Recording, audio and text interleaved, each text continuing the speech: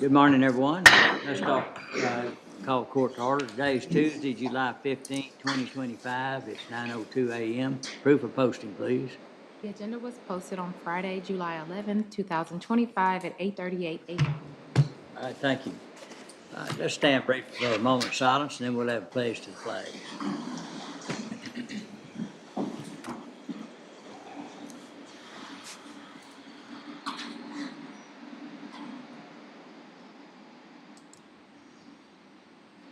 Please join me in the pledge.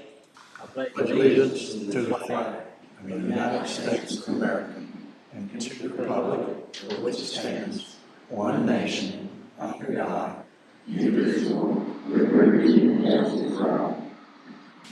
Pledge to the Texas flag. Honor the Texas flag. I pledge allegiance to thee, Texas, one state, under God, one and indivisible.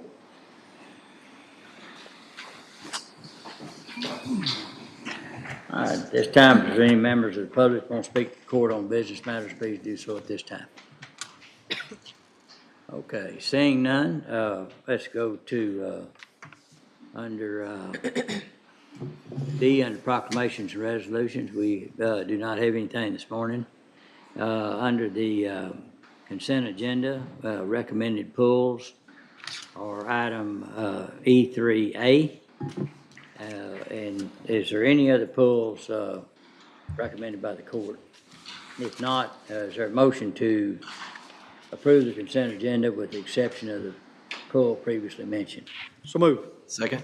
Item, I have a motion and a second. Any other discussion? No other discussion. All in favor say aye. Aye. Opposed? Pass. All right. Justin, had you, should we go on with the regular agenda, or we want to address that pull item? Judge, I think we can go ahead and just start with E3A if you'd like to. Okay. All right. So E3, go ahead, sorry. No, please go ahead. E3 is human resources. E3A is consideration and or action on departmental and department head incentive pay request. Anna?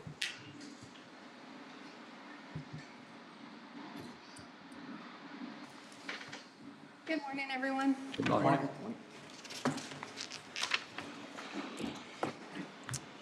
So we wrapped up our review of evaluations and compiled the subsequent incentive pay lists that we've presented to court annually now for the past, this is year 8, I believe, of the incentive pay program.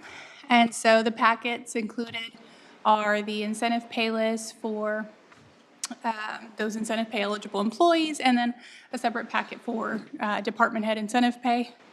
And I want to highlight just a few exceptions that we're requesting for the court, and we, again, include these annually for the court to consider.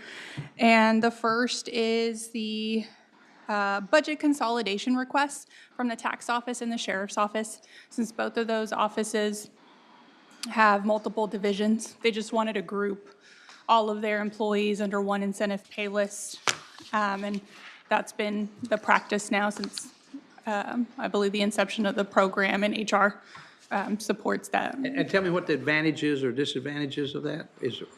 Why is that? So that's all under the same Simplicity? simplicity's sake, and they're all able to calculate, rather than calculating 3 separate incentive pay lists, it's just one list that they're calculating. So HR supports that every year. And then the other item that we want to point out and get approval from the court on are 2 administrative changes to positions under maintenance of buildings. And so this past year, positions 1767 and 1768 were reclassified from inmate work crew positions to kind of general positions, custodial lead and landscape coordinator, that would be eligible for incentive pay because they're no longer on the step pay plan.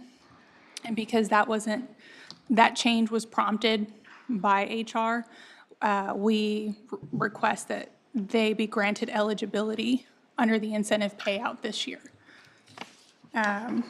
So that's the only differing item from the typical requests that we make related to incentive pay.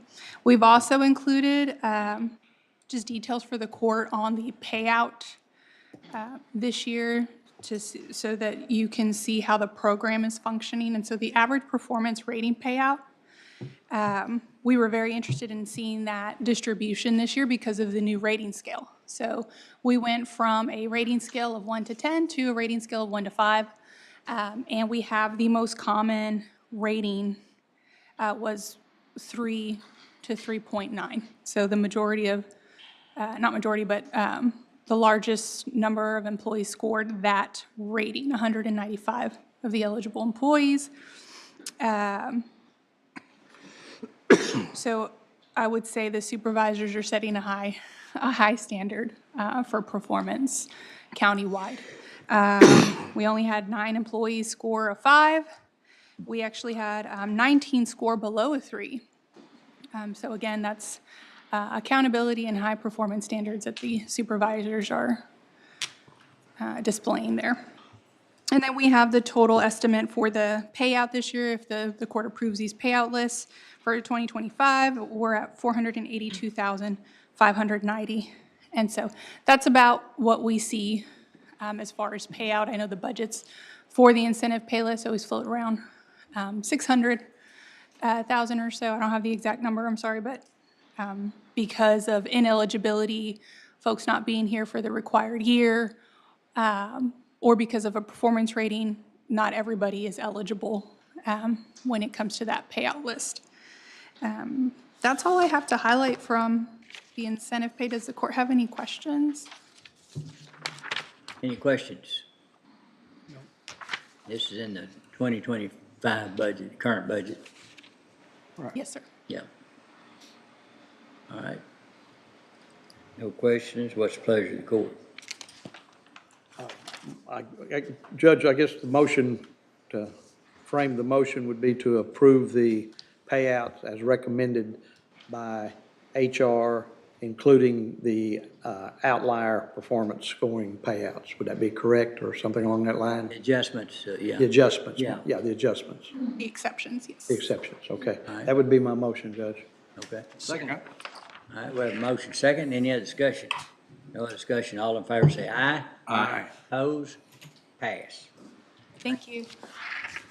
Okay, Dustin, you want to go to And the, Judge, if it's okay, if we could go down to item M4, this is approval of order ratifying, approving, and adopting the provisions of Chapter 320 as amended, Texas Local Government Code to govern the county's public park system and resolving other matters in connection therewith. I'd like to call on Mike for this item. all right? Yes, Chapter 320 of the Local Government Code essentially gives the Commissioners Court the authority to create a park board, and the park board can be the Commissioners Court, which is essentially how we've operated forever. Now, what we referred to Chapter 320 on various occasions in the past, and like I say, essentially operated under it, but we've never had an order or resolution setting out the full scope of the Commissioners Court's authority under Chapter 320. Right. So this is more of a clarification and ratification of the county's operation under Chapter 320 than it is something brand new. And what it does, it says that the Commissioners Court will be the park board. It gives the Commissioners Court all sorts of powers with regard to parks, including to pledge money from park income. So, and that is important to our COs. Yeah. Okay, so it's a little, so what we're doing mainly is some housekeeping because this is kind of how we've considered operating it anyway, so. All right, any Right. questions for Mike? All right, if not, is there a motion to approve? Motion to approve the order ratifying, approving, and adopting provisions of Chapter 320 to govern McLennan County's public park system. I'll second. Any other discussion? No other discussion. All in favor say aye. Aye. Opposed? Pass. All right, Dustin? All right, we can go back to item F, bids, RFPs, RFQs. F1 is authorization of renewal for RFP 24-015, Commission Security Officer for Juvenile with Texas Star Security. Ken? Yes, we contacted Texas Star Security, and they did send us a letter wishing to continue our agreement or extend our agreement at the same level as, cost level as we had this previous year. And I checked with Colin. He's good with their services out there. So if the court, we recommend approval, and the new contract period would be from October 1, 2025 through September 30th, 2026. Okay. Any questions? All right, if not, is there a motion to approve? Motion to approve renewal? Second. All right, I have a motion second. Any other discussion? No other discussion. All in favor say aye. Aye. Opposed? Pass. F2 is authorization of renewal for bid RFP 12-014, Electronic Monitoring Services with Recovery Monitoring Solutions. Ken? We've had some discussions, and we believe we need to defer this for another week or so. Okay. All right, I'll make a motion, we defer. Second. Have a motion second. Any other discussion? No other discussion. All in favor say aye. Aye. Opposed? Pass. And Anna, are we ready for F3? Is Hub on, or do we need to hold that for a bit? So Hub is not on. They were going to come for the forecast, which is now scheduled for Thursday. But we're prepared to present their recommended options. Could you hear that? Okay. Yes, sir. So we can go on to item F3, authorization of recommendation of finalists for best and final offers related to RFP 25-008, third-party administrator, ASO provider networks, pharmacy benefit management, and others. So, Anna? Thank you, Dustin.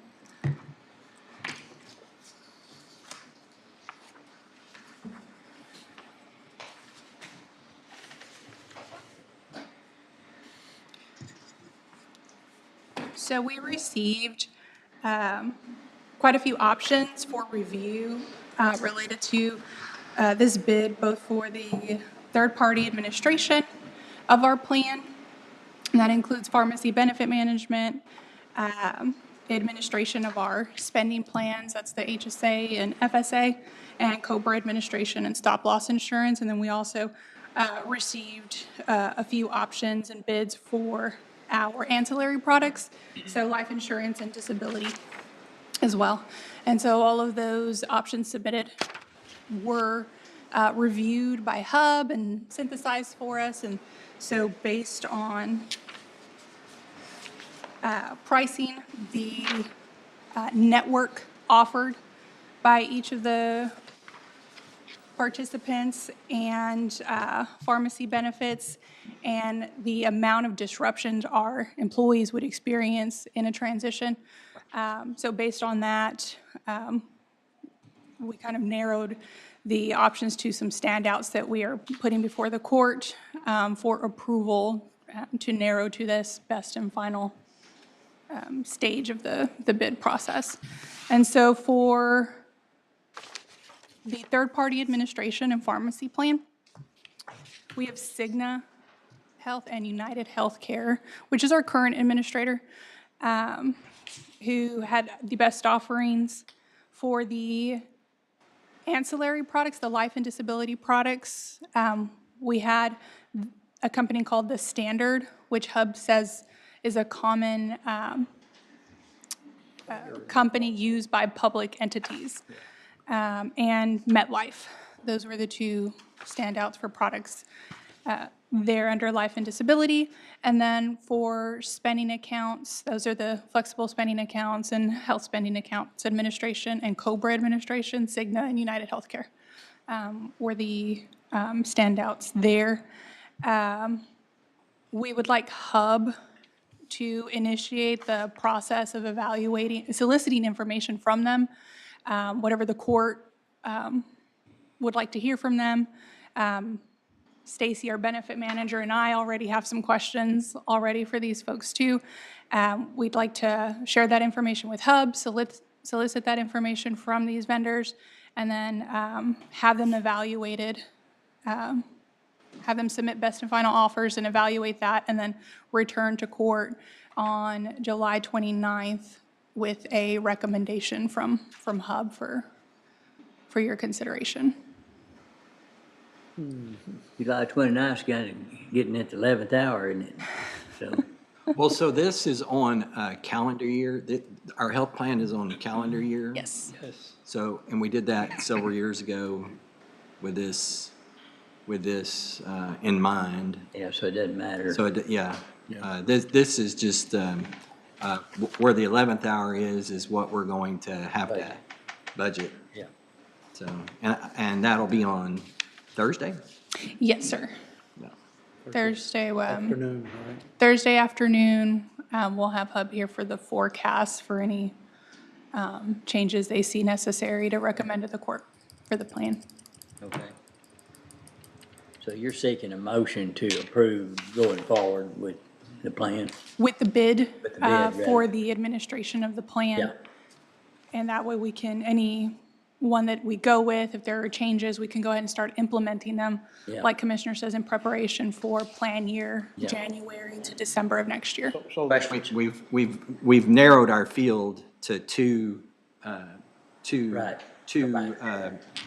providers per category here. The only question I have is on, does UHC, do they do COBRA or do they No. not do COBRA? No, don't. UHC does, yes. They currently are our COBRA administrators. Okay. And then they've offered that same service again for, It's not Xed here in the, It's not X, yeah. in this little grid, but that's all right.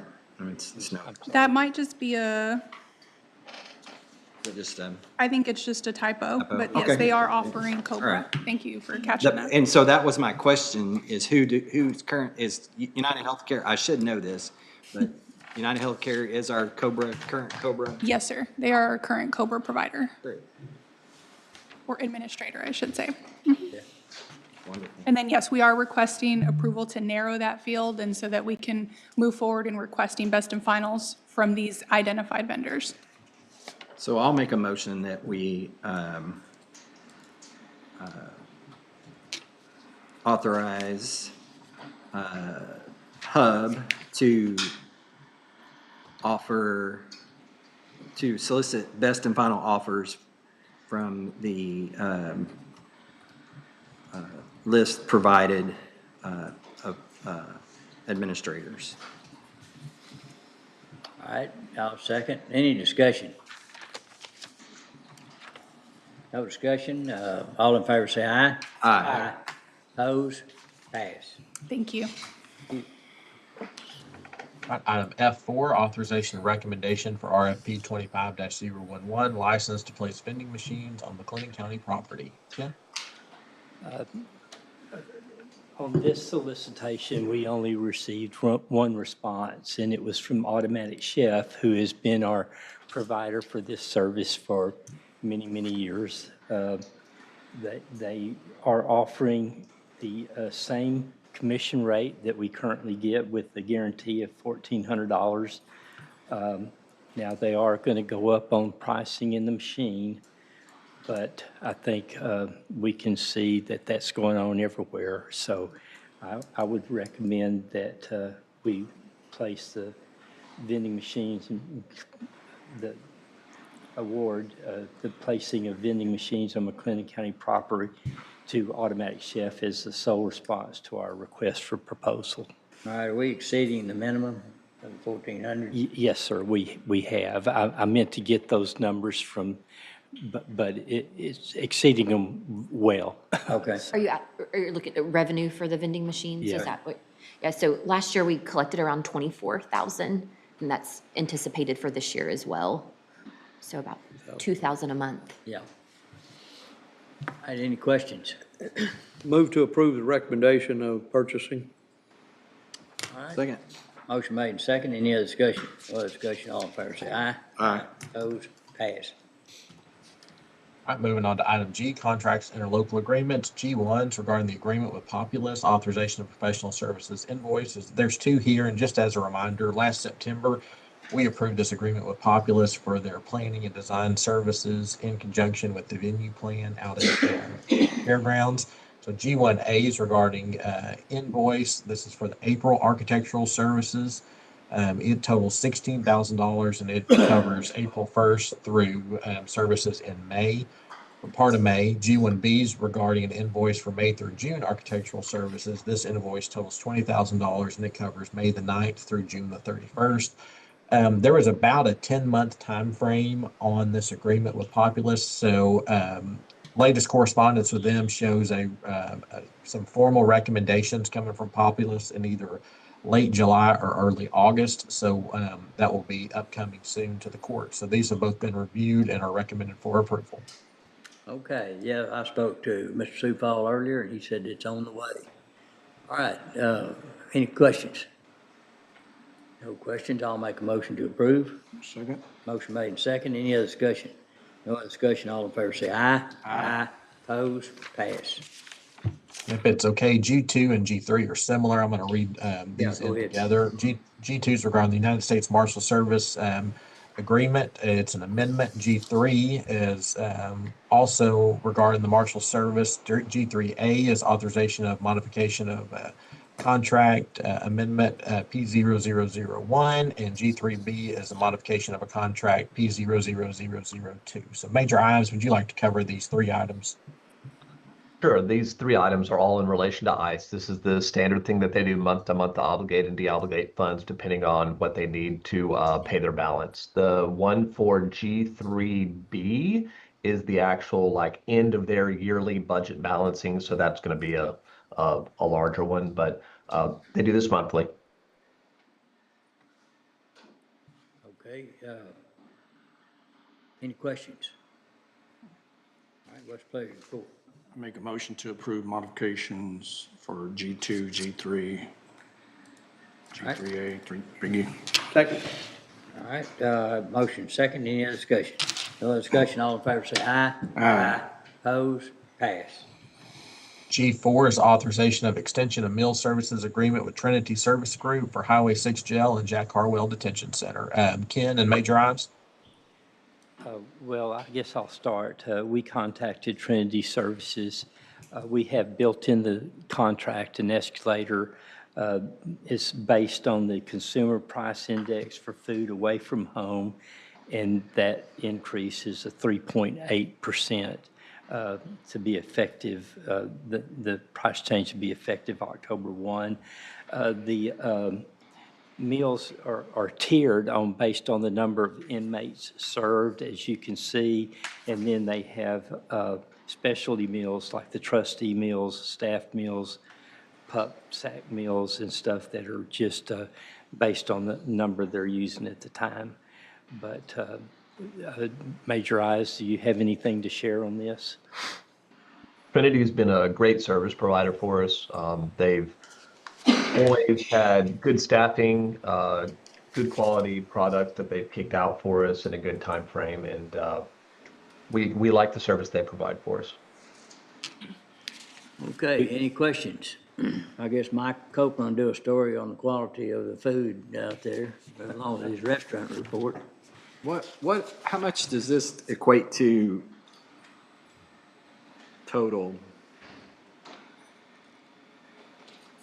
3.8% increase, basically. Okay. Depends where you're at on the numbers, I guess, too. Inmates. Yeah. Any questions?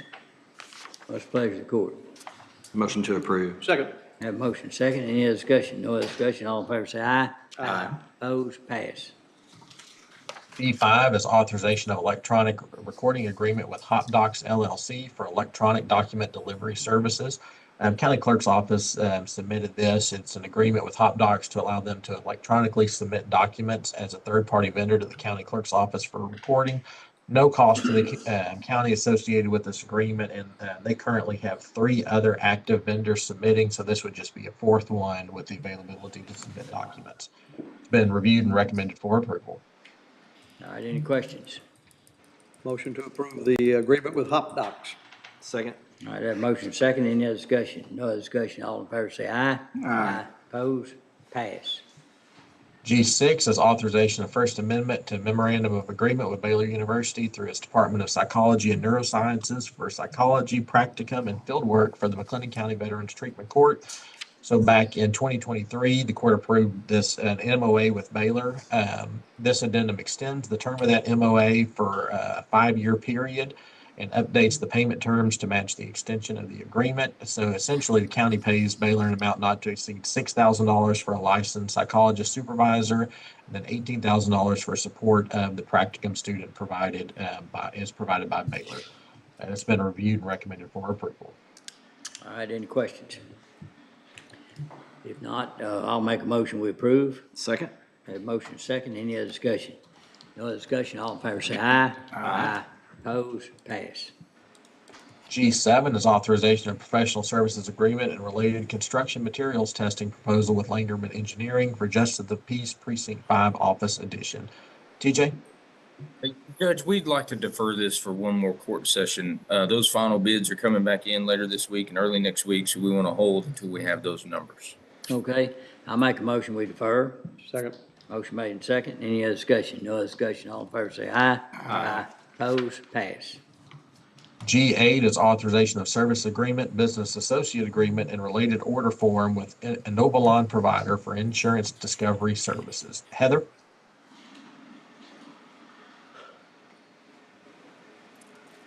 Good morning. Good morning. So this is the web-based program that we've been talking about. That's the insurance discovery site that will assist both McLennan County Health Services, Indigent Health Care, and the County Sheriff's Office for their jail medical expenditures. And so I gave a brief kind of explanation of the information that we've collected from the 2 counties that are utilizing it, and just a rough estimate of what that looks like based on expenditures to date within health services. I think it's important to also mention that this will be a strategic approach to the jail medical expenditures, starting with what we're billing now, which are basically hospital and specialty care, hoping to be able to expand it to other medical expenditures that the jail has, including potentially prescriptions in the future. Right now, prescriptions are billed on a bulk basis rather than an individual. So when you're looking at expenditures across the jail medical, hospital and specialty care aren't the biggest drivers of that. It's going to be prescriptions and some other things. And David, you could speak on this to further explain, but we're hoping to start with these expenditures and then expand to those whenever the contracts are ready to be renewed, to maybe move from a bulk billing to an individual billing if we see that it's beneficial to forward these claims to private insurance. David, do you have any comments? Sure, and this is a new program for us, and we're very excited that Heather has brought this up, and we've talked to several other counties about their how that has worked for them per the investment that they've made in the software. There's also an investment in personnel and time. We appreciate Heather's office and them onboarding, because there's going to be additional labor for her office, but it's going to be, I believe, a great savings for the county overall. The medication, we're certainly willing to split off some of these medications, but we just need to get the wheel rolling first for the people who have that private insurance before we start trying to identify the more niche things in that list. And we do have a breakdown, if the court wants to see it at a future setting or meeting, of what those medical services are, how we classify them, what's an outside service, what's a hospital service, what's a mental health service. So it breaks down into several different categories. If the court's interested in that in the future. We would be, that'd be good information. So when it gets rolling, assuming we approve it here, which I'll make a motion that we approve it, that it will come back and give a report at the appropriate time when you have enough information to kind of show a trend or what we're doing, and any modifications that might be considered going forward. And I think the reason it was important to mention that is based on projections we have, other counties are reporting 6-figure savings. Well, when we apply that same formula kind of the 20% of the 20% to our program, it pulled back a $55,000 savings for us year to date. But it's also because each county bills differently. It's processed differently within each county. Some counties are reporting a six-figure billed amount savings. Some are reporting a six-figure paid amount savings, and those numbers are very different, which are indicated on this source totals report. If you take a look at that, your billed amount is significantly different than your paid amount. So I think it's just going to take us a little bit of time to get a clearer picture of what our true savings are. I'm confident there's going to be savings that'll justify the cost of the program. Yeah. And then resource-wise, our team's going to process these claims without the need for additional staff, which I know was a question as well. But it'll take some setting up within our system a way to track these expenditures that we're sending out. Right. And so I think 6, 9, 12 months from now, we'll have a better picture of what that looks like. And then we can slowly start tackling each piece of that overall expenditure pie. Right. Okay, any questions? I've got a motion out there. Second. I have a motion second. Any other questions? If not, all in favor say aye. Aye. Opposed? Pass. Thank you. One more thing we didn't cover is whose budget it's going to come out of, the cost of the program. I mean, it'll just be a general fund expenditure we'll add in, but I mean, if your office is administering the software, right, it's Indigent Health, it needs to be, we'll keep it in your department. All right, that's it. Thank you. Thank you. All right, moving on to item H, capital improvement. We have two invoices with Langerman Foster. H1s regarding Chapel Road improvements, professional service agreement, and then H2s regarding Fern Valley Road low water crossing improvements. And I'd like to call on Amy. Morning. Morning. These are just standard testing invoices from Langerman, so nothing of note for these. And if you have any questions, I'm happy to answer. We moving along? We are moving along. Good. Yeah. Thank goodness. Thank goodness, yes. Motion to approve H1 and H2. Second? All right, I have a motion second. Any other discussion? No other discussion. All in favor say aye. Aye. Opposed? Pass. Thank you. Thank you. Thank you, Amy. All right, under item I, budget amendments, I1s regarding the FY25 budget. Francis? Yes, so going over the 2025 budget amendments, we have 5 today. So starting with I1A, this is in General Fund, 54th District Court, and they are needing to increase other services and charges in their department. They do have excess funds in the court reporter line item, so they're requesting to move within those 2 line items in their department. I1B, this is General Fund Criminal District Attorney. He is needing additional funds in his other services and charges line item. Not a lot of space to move within his department, so we are asking to move that from contingencies and general fund. And this covers, items such as membership dues, bar dues, subscriptions to legal reference materials. It is a catch-all for a lot of things in his office. And so we have seen that line item exceed the budget several years now, and we've made some adjustments for next year.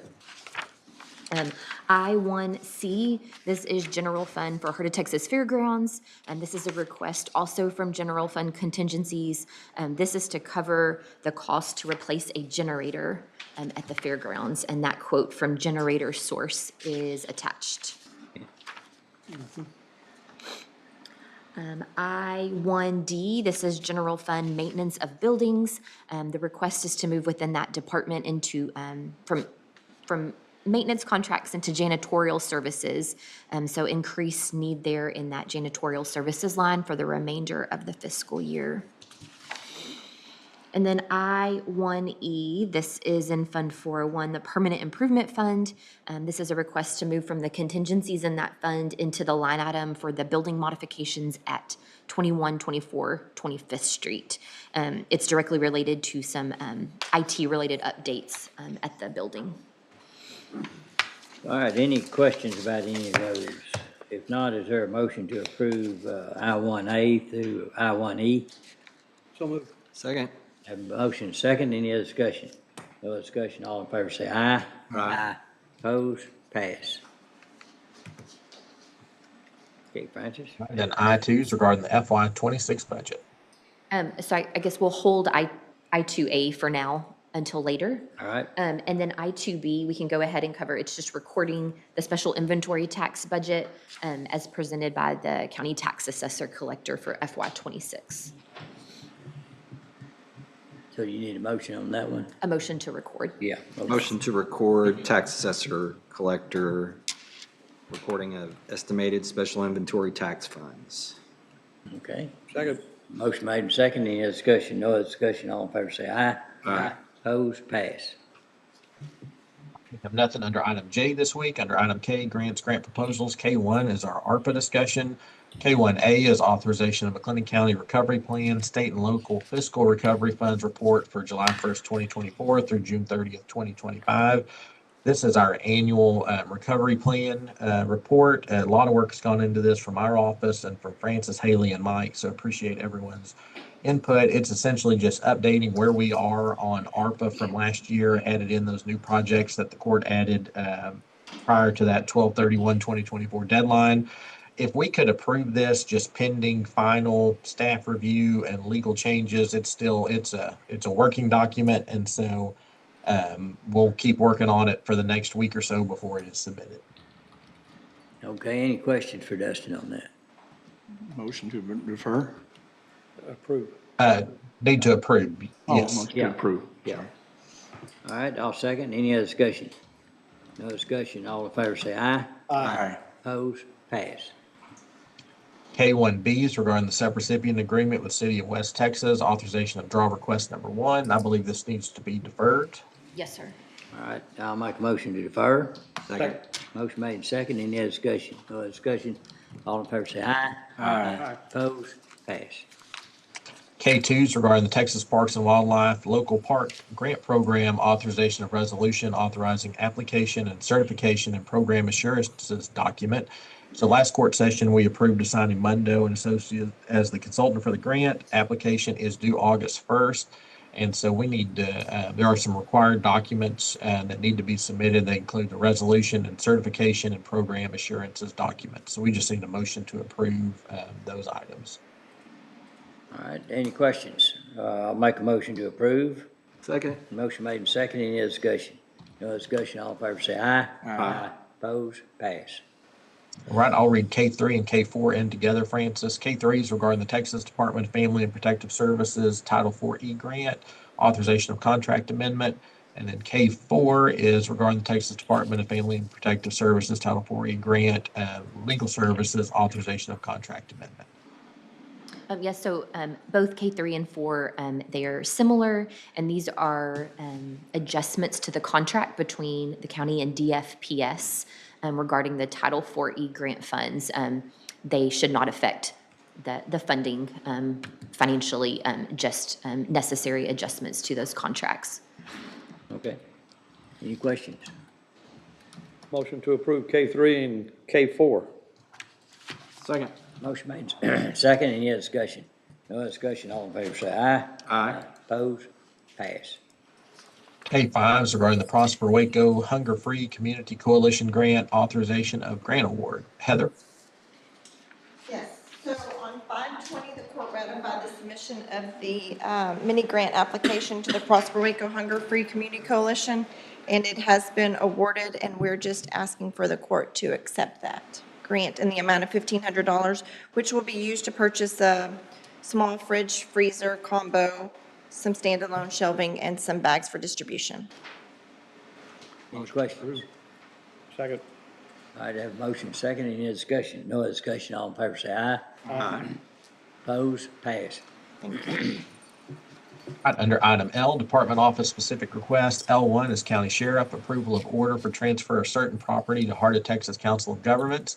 As the court is aware, the SO has migrated to the 800 megahertz radio system, no longer has need for VHF radios. So HotCog is interested in taking possession of those radios so they can redistribute them within the region to emergency response organizations, primarily volunteer fire departments that have a need for the equipment. This is allowable in that HotCog is another political subdivision.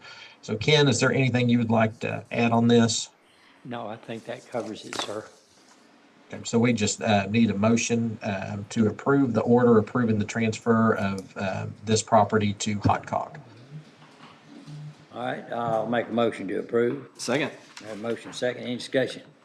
No discussion, all in favor say aye. Aye. Opposed, pass. Under item M, additional items, M1 is selection designation of public members of the Salary Grievance Committee regarding the FY26 budget. So Mercedes, do we actually need to approve those members today? That's correct, Dustin. We just need a motion to approve. All right, I'll make a motion, we approve the members selected for the Salary Grievance Committee. Second. Have a motion second, any other discussion? Are these, is this the number we need, Mercedes, now? That's the 9 is- minimum. Okay. We're not gonna continue to try to add any alternates, this is it? There's 6. Okay. There's, what, 9 total? Yes, sir. Okay. All right, there's a motion second, any other, no other discussion, all in favor say aye. Aye. Opposed, pass. M2 is regarding the Local Provider Participation Fund, authorization of intergovernmental transfer of funds. This is from the Uncompensated Care, the UC program. Heather? Yes, so it's for demonstration year 12. It's a redistribution IGT with a due date of Tuesday, July 29th, and a settlement date of Wednesday, July 30th. And we're requesting to approve up to the balance in the LPPF on the day of transfer. All right, any questions? If not, is there a motion to approve transfer? Motion to approve. Second. All right, I have a motion second, any other discussion? No other discussion, all in favor say aye. Aye. Opposed, pass. Judge, can I ask a timing question for court? Yes. So Mark, the bids are due for Mark McCliney at 10 o'clock on the COs. It'll be about 10:30 before he comes over. Chris Collins has a report, also needs to go into executive session. We had told her probably 10:45 or so, but we're moving through the agenda pretty quick. After we finish, do we want to talk about anything on budget until Mark comes over at 10:30 and then do Chris in the executive session, or do you want me to see if she can go ahead and come over? My recommendation is we get her to come on over, and that way we have Okay. all budget discussions, concurrent, together, so. Sounds good. Well, I'll text her in just a minute. So moving on to item M3, authorization of county webpage for Central Texas Water Alliance. This is just seeking approval to create a webpage on our website for the Central Texas Water Alliance. All right, any questions? Motion to approve. Second. Have a motion second, any other discussion? No discussion, all in favor say aye. Aye. Opposed, pass. All right, we will hold item M5 until Mark gets here. So moving on to M6, authorization of refund requests for overpayment of real estate taxes.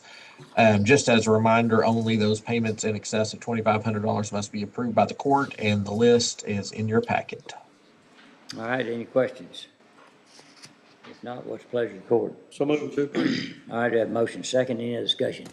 No discussion, all in favor say aye. Aye. Opposed, pass.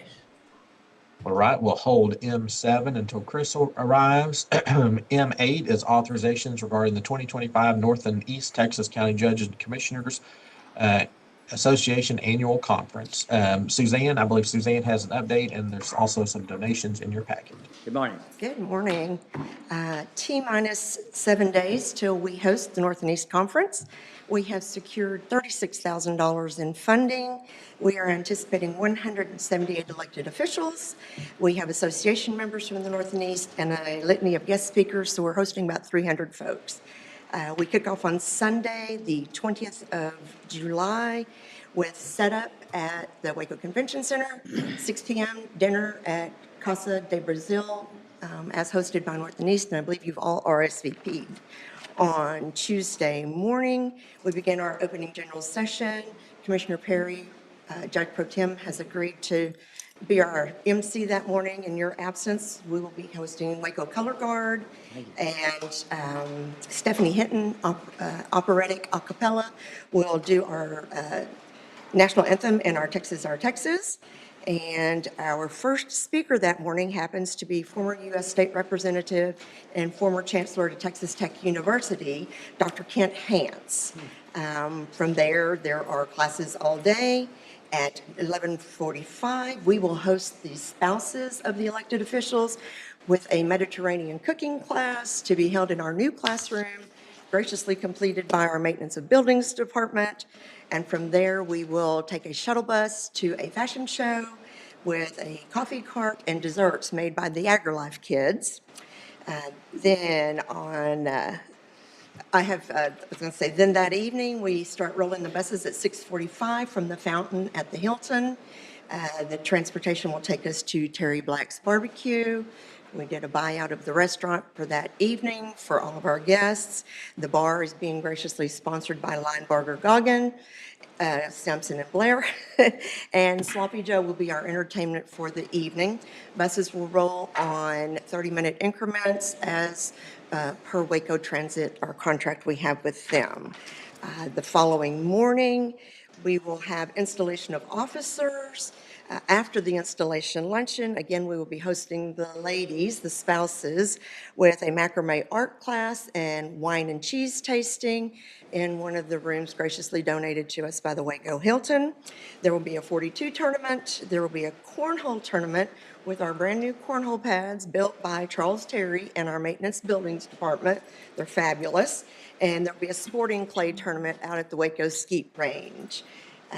Then on Thursday morning, our guest speaker for the inspirational breakfast is Waco Police Chief Cheryl Victorian. And she's going to talk about her great book and the Me I Want to Be. And let's see, all the signage has been ordered to acknowledge our sponsors. Auditing has been gracious enough to make sure that the checks are included in today's check run to pay our vendors, our honorariums, and our gratuities. And that rounds us out. We do have 200 items given to us by litany of vendors, as is included in your packet. Those will go into our welcome bags. I wanted to showcase some of the best of Waco, so we got Dr. Pepper products, M&M Mars products, CTWP products, the Waco Magazine as published by Waco, and Riverbend Wine and Spirits are going to lift our spirits with a goodie for the bag as well. So, and our grand prize gift this year for the door prizes is a $200 gift card to Tacova, plus many other small door prizes that are on the floor in my office. So that's what I wanted y'all to know, so you don't have that look on your face like my husband does Christmas morning. Oh, when did we do that? Yeah. So that's our conference that we're presenting, and again, we start on Sunday. Well, I can't thank you enough for all the organization you put into this and all the folks that participated as well. And I have one question. Is there a vegetarian option for the Casa de Brazil? Yes, there is a lovely salad bar. Yeah. A lovely salad bar. And Judge, I would tell you, this being, You don't let it stand out. this being one of our smaller conferences in the North and East region, getting our vendors to buy in for contributions was a little like pulling eye teeth, but I have huge interest in the state conference that we're hosting in October 26th. So we've already started fundraising for that. Good. Okay? Well, we're known for our hospitality, and it's been mentioned many times when I go to different judges and commissioners meetings and those kind of things. So thank you. We did have 117 elected officials in attendance in 21. We have 178 this year. Wow, that's great. Okay. Thank you. Thank you. And of course, that'll boost our venue tax money. Hotel motel tax. Yeah, and so anyhow, all right, well, thank you. Is there a motion to approve that report for recording purposes? So moved. And Judge, I'm sorry, we actually need a motion to accept those donations. Yeah, that's Motion right. to accept the donations. Thank you. We have a motion, I'll second. Any discussion? No discussion, all in favor say aye. Aye. Opposed? Passed. Good. Item M9 is discussion and/or action regarding McLennan County's 175th anniversary, including approval of celebratory event, purchases, contracts, and related matters. So the county was formed by the Texas legislature on January 22nd, 1850, and the county government was officially organized sometime in August of 1850. We cannot find an exact date on that, but the first official action taken by the Commissioners Court was on September 2nd, 1850. We actually happened to meet on Tuesday, September the 2nd this year, so we thought it would be appropriate to do something to celebrate the county's 175th anniversary. So I'm going to share my screen really quickly. What we would like to kind of get the court's feedback on is doing a challenge coin for all county employees. You can see the proof depicted on the screen right now, depicting the courthouse and the 1850 to 2025 dates with the 175th anniversary, and then the county seal on the back. That would be a 2-inch coin, and then also doing a lapel pin in color that could be presented to elected officials and others kind of at the court's choosing. The cost of those challenge coins is $4,167. The lapel pins is $266. As part of the celebration, I would also like to look at doing food trucks to provide lunch for county employees. Do something here on this campus and then also out at the jail. As we've heard, there probably is some donor fatigue out there with all the different events. This is something visited with Francis that would be an allowable county expense. We'd be able to find funds in the general fund to be able to cover this. So we just wanted to present this to court, get your thoughts, feedback, and if the court does want to move forward, if we could approve purchasing those coins and lapel pins, there's about a 5 to 6 week lead time on those. So that's something we would like to get moving if possible. And if the court chooses to approve this, I recommend that we have some additional coins made for the commissioners, at least the commissioners court, to be able to give out to whoever they want to. Recognition and those kind of things. I really, go back to the lapel pin, that's pretty neat. That is neat. It's something I see other counties have. Yeah. And, the city of Waco has theirs, and so I'm really excited. My contribution to the conversation was the blue. Put the color in there. And that does kind of Yeah. strike. This is a highway patrol pin. Yeah, so yeah, that's yeah. good. So, Well, now you can wear your McLennan County. Any questions or comments on this? What's the thoughts of the court? I think it's a great idea. Yeah. Mr. Smith, you got any? No, I don't have any comments, but I'm for it. Okay. Okay. All right, well, I'll entertain a motion to approve it. So moved. Second. Motion made and second. Any other discussion? No other discussion. All in favor say aye. Aye. Opposed? Passed. Thank you. All right, thank y'all. All right, moving on to item N, we have nothing this week. Under item O, McLennan County Downtown Jail Remodel Project. O1 is regarding our construction manager at risk agreement with John W. Irwin. O1A is authorization of application for partial payment number 7. Ken? Yes, the amount is $1,018,583. It's been reviewed by Brinkley Sargent and signed off on and reviewed by us as well. So we recommend approval. All right, any questions? You got a list there of, A lot getting done over there, Judge. yeah, yeah. A lot getting We're done. always working, that's for Well, I sure. mean, all right, is there a motion to approve the pay application? So moved. Second. All right, I have a motion second. Any other discussion? No other discussion. All in favor say aye. Aye. Opposed? Passed. O2 is regarding McLennan County Downtown Jail Remodel Professional Services Agreement with Langerman Engineering, authorization of invoice number 31540. So Amy, would you like to present this?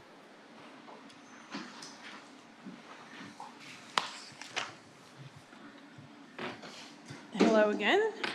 This is just, again, another testing invoice from Langerman Engineering for the materials testing services for the jail remodel. All of the results from the testing were acceptable. Any questions? Motion to approve the invoice. Second. All right, I have a motion second. Any other discussion? No other discussion. All in favor say aye. Aye. Opposed? Passed. Thank you. All right, and Judge Chris is able to come over early. She should be on her way. So if we want to take a break, and then we can go back into session. All right, so let's take a, just to be sure we have plenty of time, let's take a 10-minute break.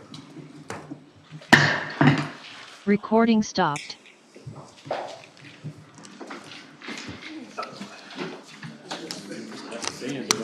That's right, that's right.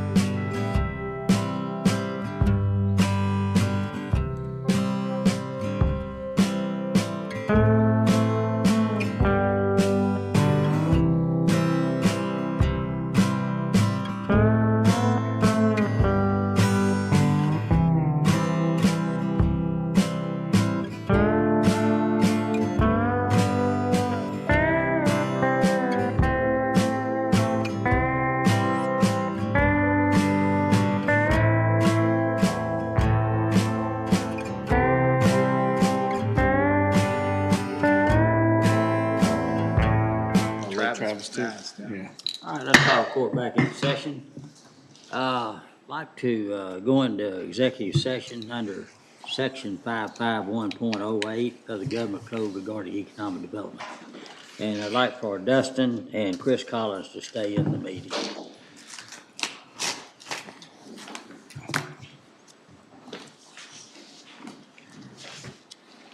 Recording stopped.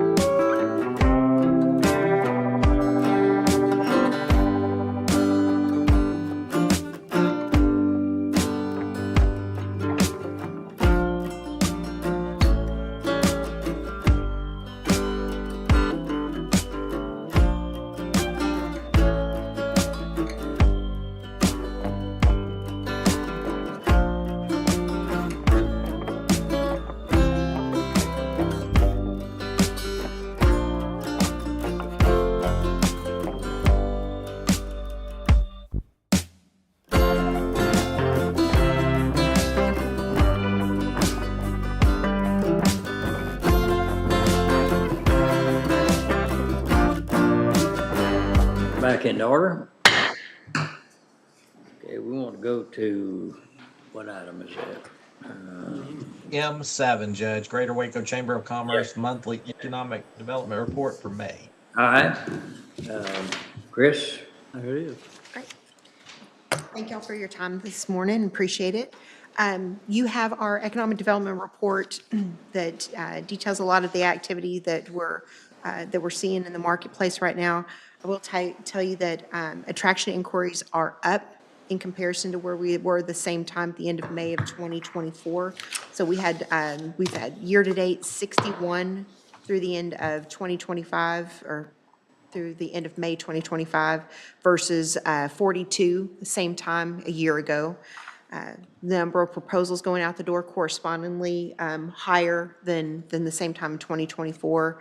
Our attraction visits have been, were down a little bit in comparison, but I would say that in 2024, we had a ton of stuff that was happening with Electrolit at that time, so we were visiting with them really regularly versus that's, of course, calmed down. But when we look at the visits that we're hosting, visitors we're hosting in the community, very strong interest in the marketplace. Texas, of course, continues to be very attractive as a place to do business, and there is interest in more foreign direct investment opportunities coming our way as well. Our business retention visits are a little bit down from where we were in 2024. However, I know Lexi has been pushing really hard in the month of June, and that number is back to where it should be for the balance of the year. We're at the 50% marker at this point. And then when we look at business development events, still really out in the marketplace quite a bit. We did a lot of visiting in the month of May.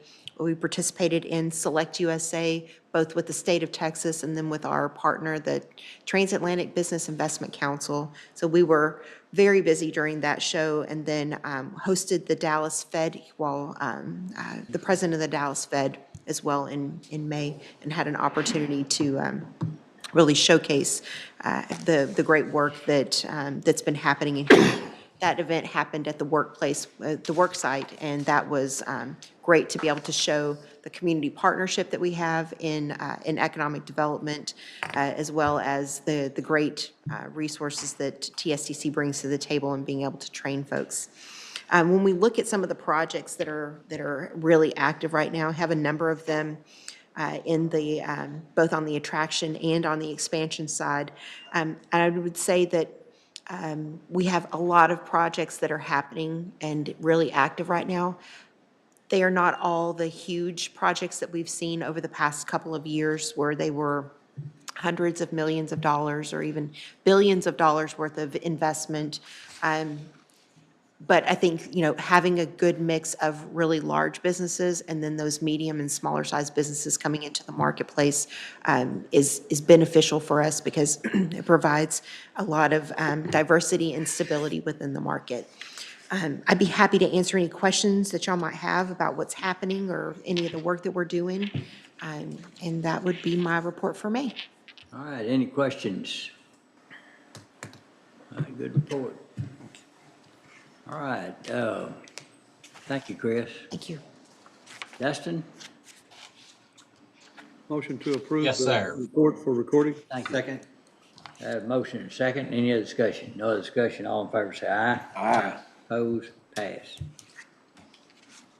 Judge, we've probably got about 15 minutes before Mark gets here, so I don't know if anything Francis wants to touch on or if we just want to break for a little bit. Unless you have something. I think it'd be hard to get, to really go over anything in that short of a time. All right, well, let's take a break until 11 a.m.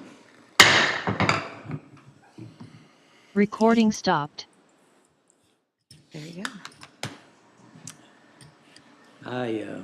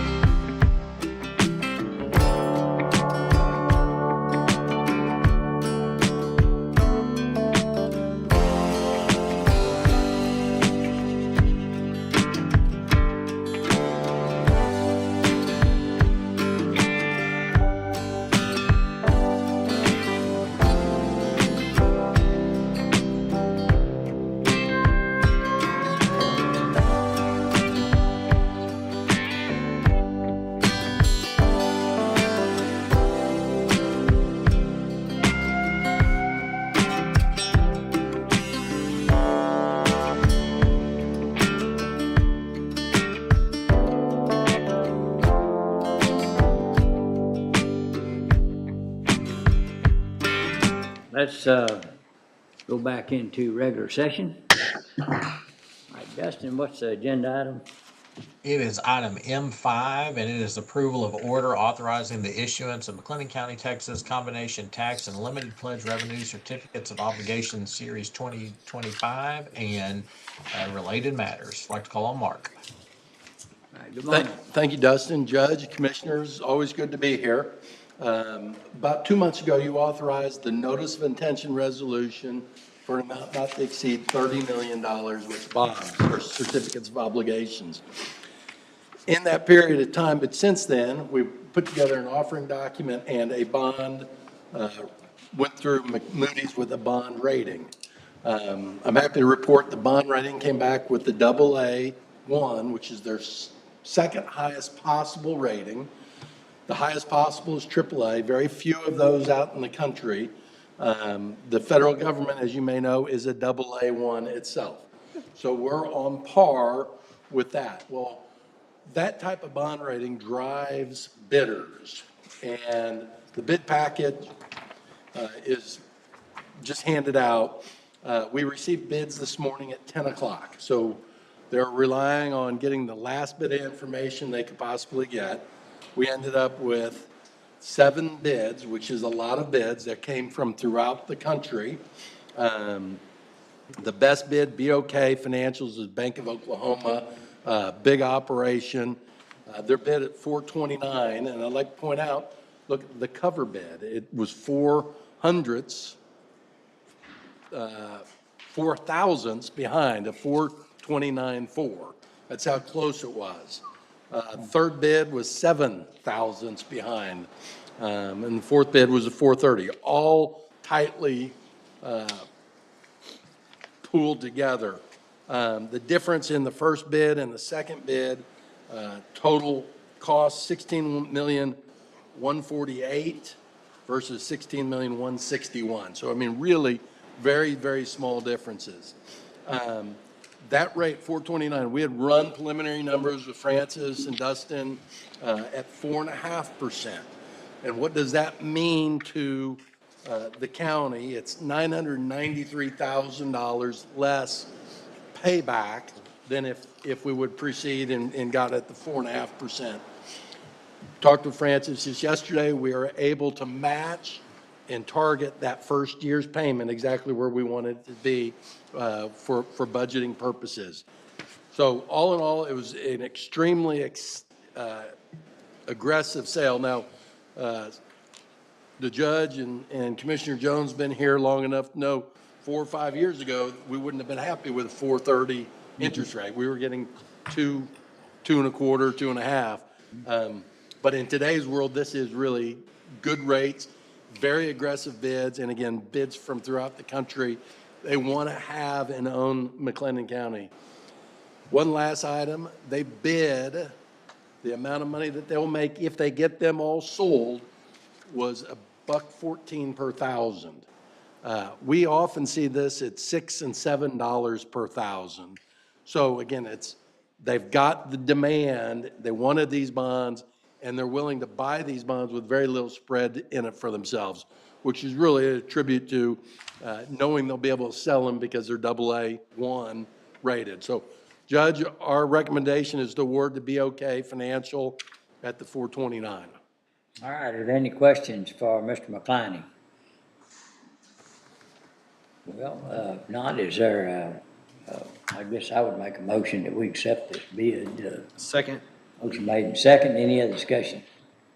No other discussion. All in favor say aye. Aye. Opposed? Pass. Good deal. Judge, there'll be a bunch of things for you to sign. There's one item that the bid form is being worked on right now, and Reagan will have it or Dustin will have it. Yeah, if you can just sign that later today and send it back. And I'm going to award this at 11:15, which is right now. Right now. So, thank you all. Money will be here. Let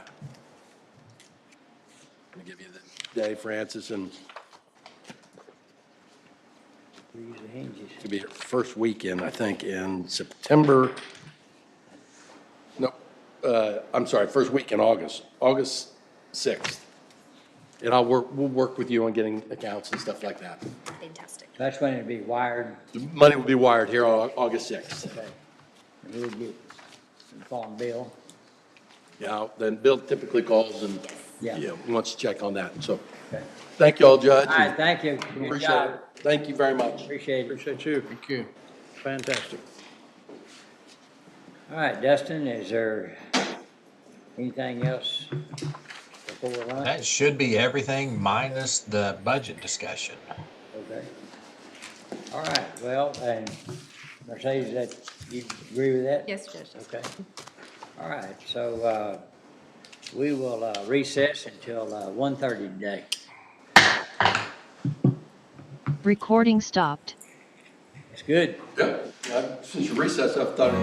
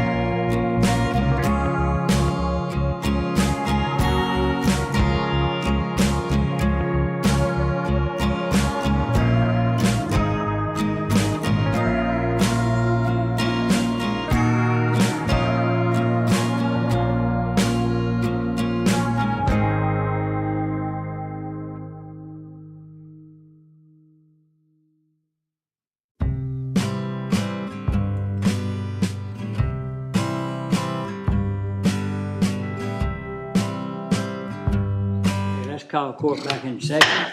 All right, so Francis, you're gonna go over the 2026 budget information? Yes, sir. Back to 2026 budget. So, last week where we ended, we went over a lot last week, but we ended with some big picture ideas that you all had, ideas on how to move forward with decisions and how to look at things. And so we took those ideas and then are going to incorporate those into our discussion for the next few days.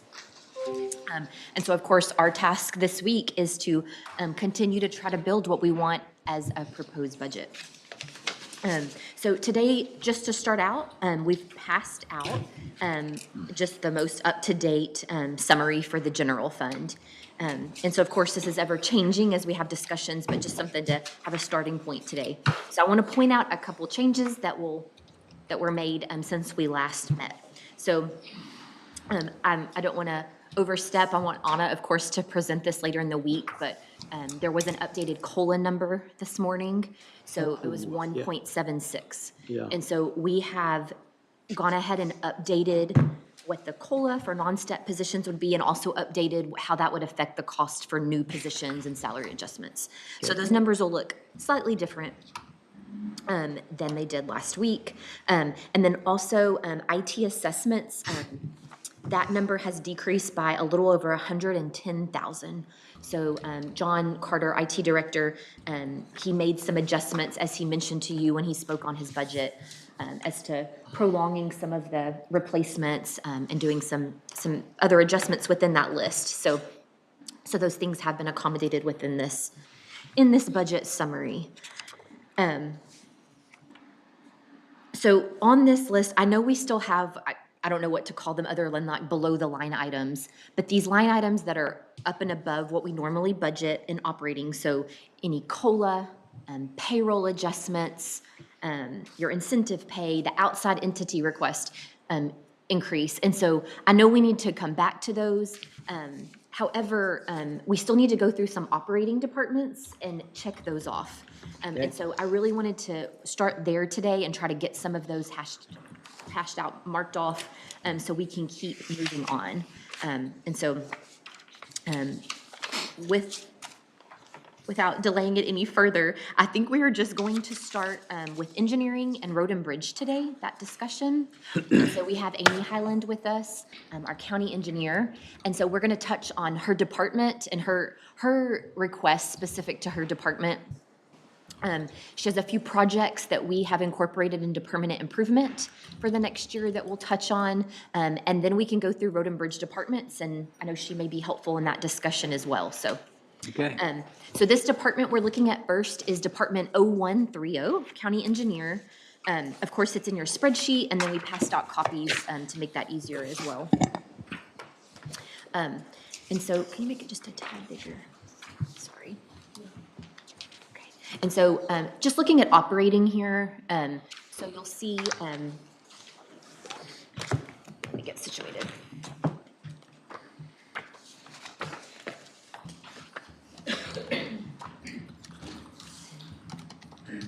And Amy, just interrupt me when you want to talk through or give them some more information. There's an increase there in supplies. They are fully staffed now. Also, an increase in postage has led to that increase. Furniture and equipment. So that is related. Whoa. Office move. That was suggested. TJ asked us to put that in the budget for the move downstairs to outfit the office when we move down to the basement. You know, that's something we probably want to talk about, all the moves we're having. Are we encouraging MOB to move furniture as much as possible and not buy new furniture? I think he reported on that. That's what he said the other day. I would almost say, let's do that and make it fit, as opposed to just buying new furniture, because we're spending a ton on that. Okay, well, let's put, that's one we'll come back to, but be something we'll address with maintenance buildings. Okay. Yeah, I think he had asked us to put that in Sure. because his intent was to keep the furniture there for the tax office as the tax office is moving into our old offices. At some point, there's got to be some furniture left over somewhere. Yeah. I mean, it's a domino effect. Somewhere there's still a domino out there.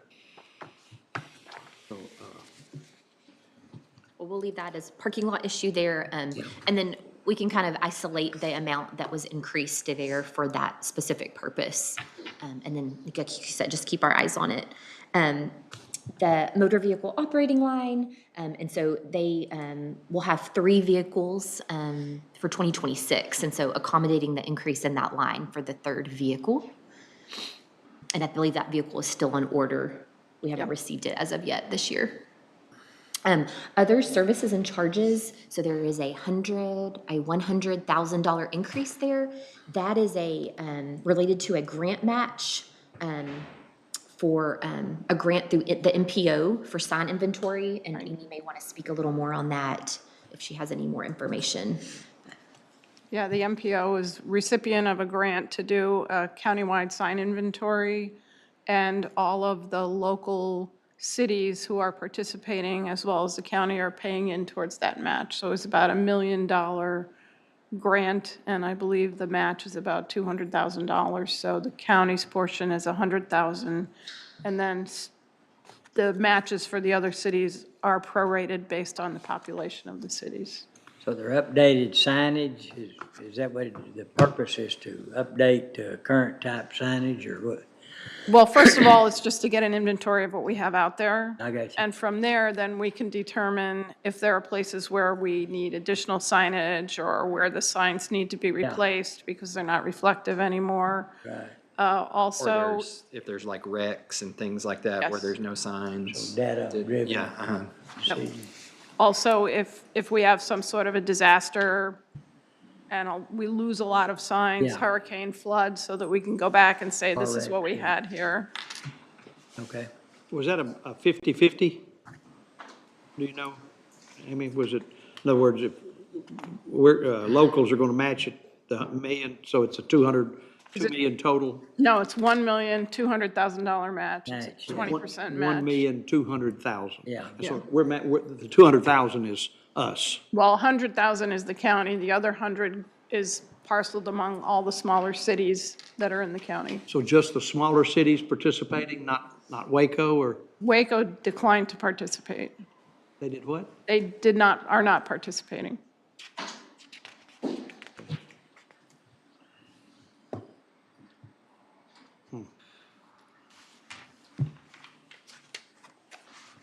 And so, I don't know if this is where this 100,000 will end up budget, line item wise, but we wanted to make sure that if that's something we wanted to move forward with, that it was included in the budget somewhere. So just being an increased amount there, so. So really with Waco not participating, that drove up everybody else's cost. If you had to match it with 12%, the money had to come somewhere. Right.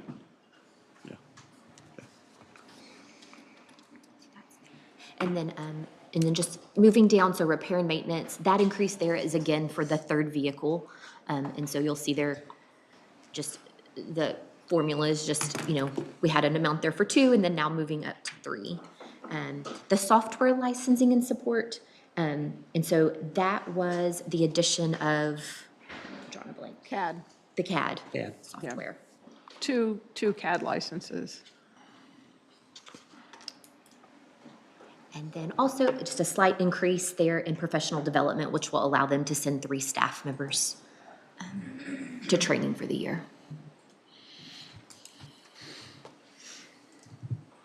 So any questions you have on her budget that she can answer while she's here? Any questions? I want to have something on the grant that's just not accurate. You would think if the city wasn't participating, that the grant would be smaller, it wouldn't be as large. Yeah. Would be $1 million grant. Well, city was not participating from the get-go. Oh, they weren't, okay. Yeah. So it really doesn't affect this. Okay. But if the city had participated, would it still been just $1 million grant? Probably not, because there'd be another 600 miles of road they'd be inventorying. So that we could have gotten more money from the state? Well, yeah, the feds, yeah. Feds. Makes sense. Okay? Any other questions, comments?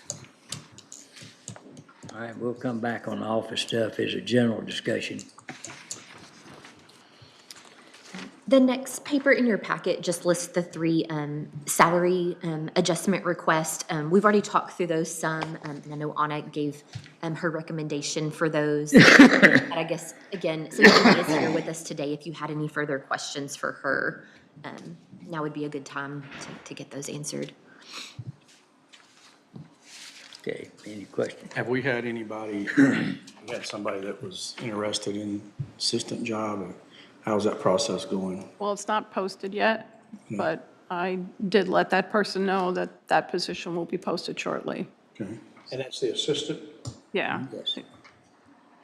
Which that Anna and I decided to change the name from county engineer assistant to assistant county engineer because it just sounded better. Yeah. ACE. That's right. So the development specialist, that's not open, is it? We're just trying to change the. We're reclassing the office coordinator to a development specialist because she really stepped up when Luke left and was basically doing the assistant county engineers, probably half of that job for the 2 years that position was vacant. And she continues to do those things. Any questions on that? And for later, maybe this is a parking lot issue, but I was listening to a county judge being interviewed in a smaller county, and he was talking about the savings they're gonna have on the tax break on fuel, oil, and gas. Yep. And so, little county, it was something. I mean, it was less than 100,000, but it was the county's real small, Cass County. So, I mean, that's something somewhere in here, you get a Yes. chance, look at it. Yes, hopefully, I know since that's just kind of late breaking news on all that, we'll be State able to. sales tax we're talking about on gasoline? Yeah. State tax on gasoline, yeah. And we haven't had a chance to Yeah. study on that yet, but we will, we'll make got- sure we get to, we'll make updates if that's And gonna. it's by the gallon, so you have to figure that. I guess you can figure that. Okay. It's got to be significant. Okay. And then the next page in your packet, this is related to some items that were in the IT assessments list. If you remember when John presented that, there was a department requested section, and he had some that he had marked with a maybe. And that was some equipment or laptops, computers that were related to the new CAD software. And I don't remember exactly what questions that y'all had for. Well, I think part of it was the amount of it. Yes.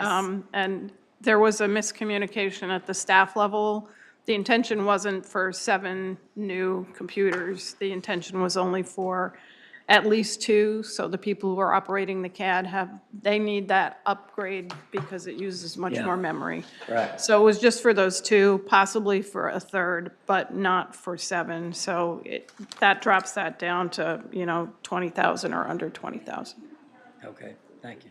Excuse me, Amy, do you have those 2 people that will be having the software? It'll be Allison and the assistant county engineer. Okay. Were there any other questions that y'all needed answered on that request? I just know we put like a kind of come back to question on it, but, Yeah. other than that. Any other questions? All right, proceed. All right. And so now I think skip a couple pages in your packet, but this is, we're gonna go back to permanent improvement. And so it's that page that has the blue and pink and green on it. And so down close to the bottom, there's a section that says upcoming project estimates. I see that. Okay. And we'll get it pulled up for you too. And so, Amy, if you don't mind just kind of briefly talking over those. So there was Patton Branch, Thompson Road, and 7 Mile Road. Right. So Patton Branch, we actually have the pre-bid meeting tomorrow. That's replacing the culvert that was washed out in Precinct 3.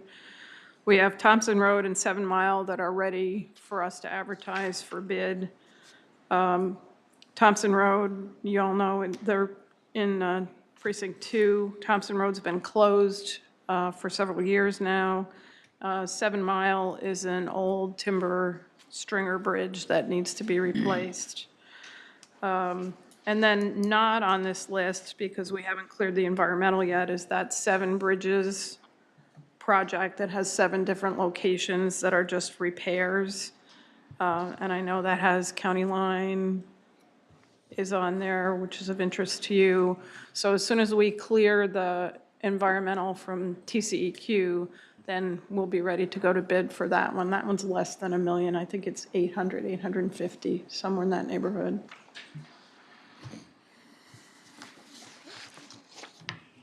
And so these, of course, you know, these amounts are estimates here. Once those projects come to you for full approval, we will actually do the formal budget amendment within these bond proceed funds. But again, we just want to make sure that in our minds, we've allocated some of these proceeds to these projects for this next year. So if you add up all these, it comes to this over, under, and total down here on the bottom is what you're saying? The 23,967, 949.67, is that a aggregate of all of these numbers here? Yes, yes. So that over, under, that was all permanent improvement projects in all funds. In all funds? Yes. Oh, okay. So we were short that 6 million, which we've known throughout the whole downtown jail project. And so then today, we now have the 30 million, or with the premium, 31.9 million proceeds that will be coming in. But like Old Springfield, we know was ARPA. Yes. So that's still coming out of ARPA. Yes. These are just, this is just to give you an idea of all the projects that are ongoing. Monetary value of all the projects. Yes, for this past year, so. Okay. Yes, sir.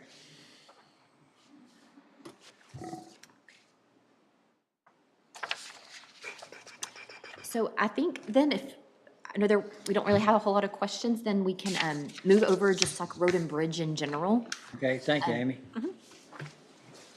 Where's that? And I know she may be helpful with some of this conversation as well. I think. But we didn't print each department, but of course, you each have your own department and general fund, so 3610 through 3640. And so,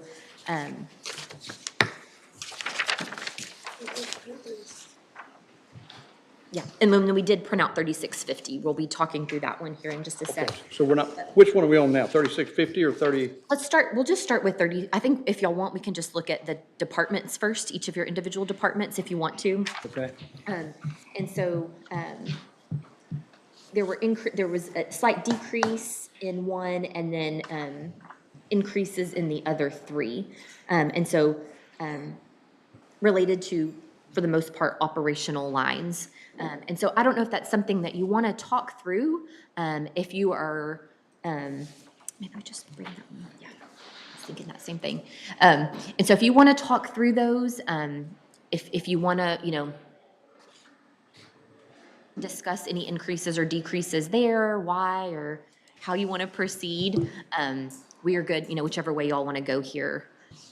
As far as 4, we're fine. The only caveat to that I'd like to put is that when we get down to where we come and start plugging a few things back in, if there's any way Commissioner Jones and I could get a little bit of help in that area, great. If not, I get it, but we Are you are talking getting- about personnel? Yes. Okay. Yes. Oh, okay. So, And this- but yeah. otherwise, I didn't see anything crazy out of anybody's budget that Okay. I thought was, And I know at these some are, point, and I know we beat this down, but at some point, we've got to start focusing on Our people. and on delivering to the constituents with Road and Bridge. Well, this is an opportunity for any commissioner if they want to bring up anything. and Well, talk I about it. appreciate what y'all are doing for me and what y'all helped me on, because you know I'm in a tough battle out there right now, and we are doing really well. We're chip sealing again today, and it looks like we're on pace right now for 28 miles this road building season. We did 8 last year, so I mean, we're really doing it, Judge. And, Yeah, I see. And on top of everything else with culverts and tree trimming and ditch cleaning, and it hasn't been the priority that we've ever had. And now we have, with Tracy's helping me, and we got Tim Dolman's doing a great job. We are on top of it. Good. And, I appreciate all y'all's support. And ours has gone up a little bit, and mainly is we've got some wore out equipment and I'm having to replace a blade and, you know how expensive those are, so, and trying to keep up with the material. And we can go to the detail of any of these too if you would like to, but like you mentioned, you know, of course you all know, but your departments include capital outlays specific to your department as well as a small amount of contingencies that is in there as well. Anyone else want to point out anything? I think that some discussion probably should take place on it, just because we're asking everybody else to detail. You know, a large portion of ours is just road construction materials. And that just goes back trying to deliver.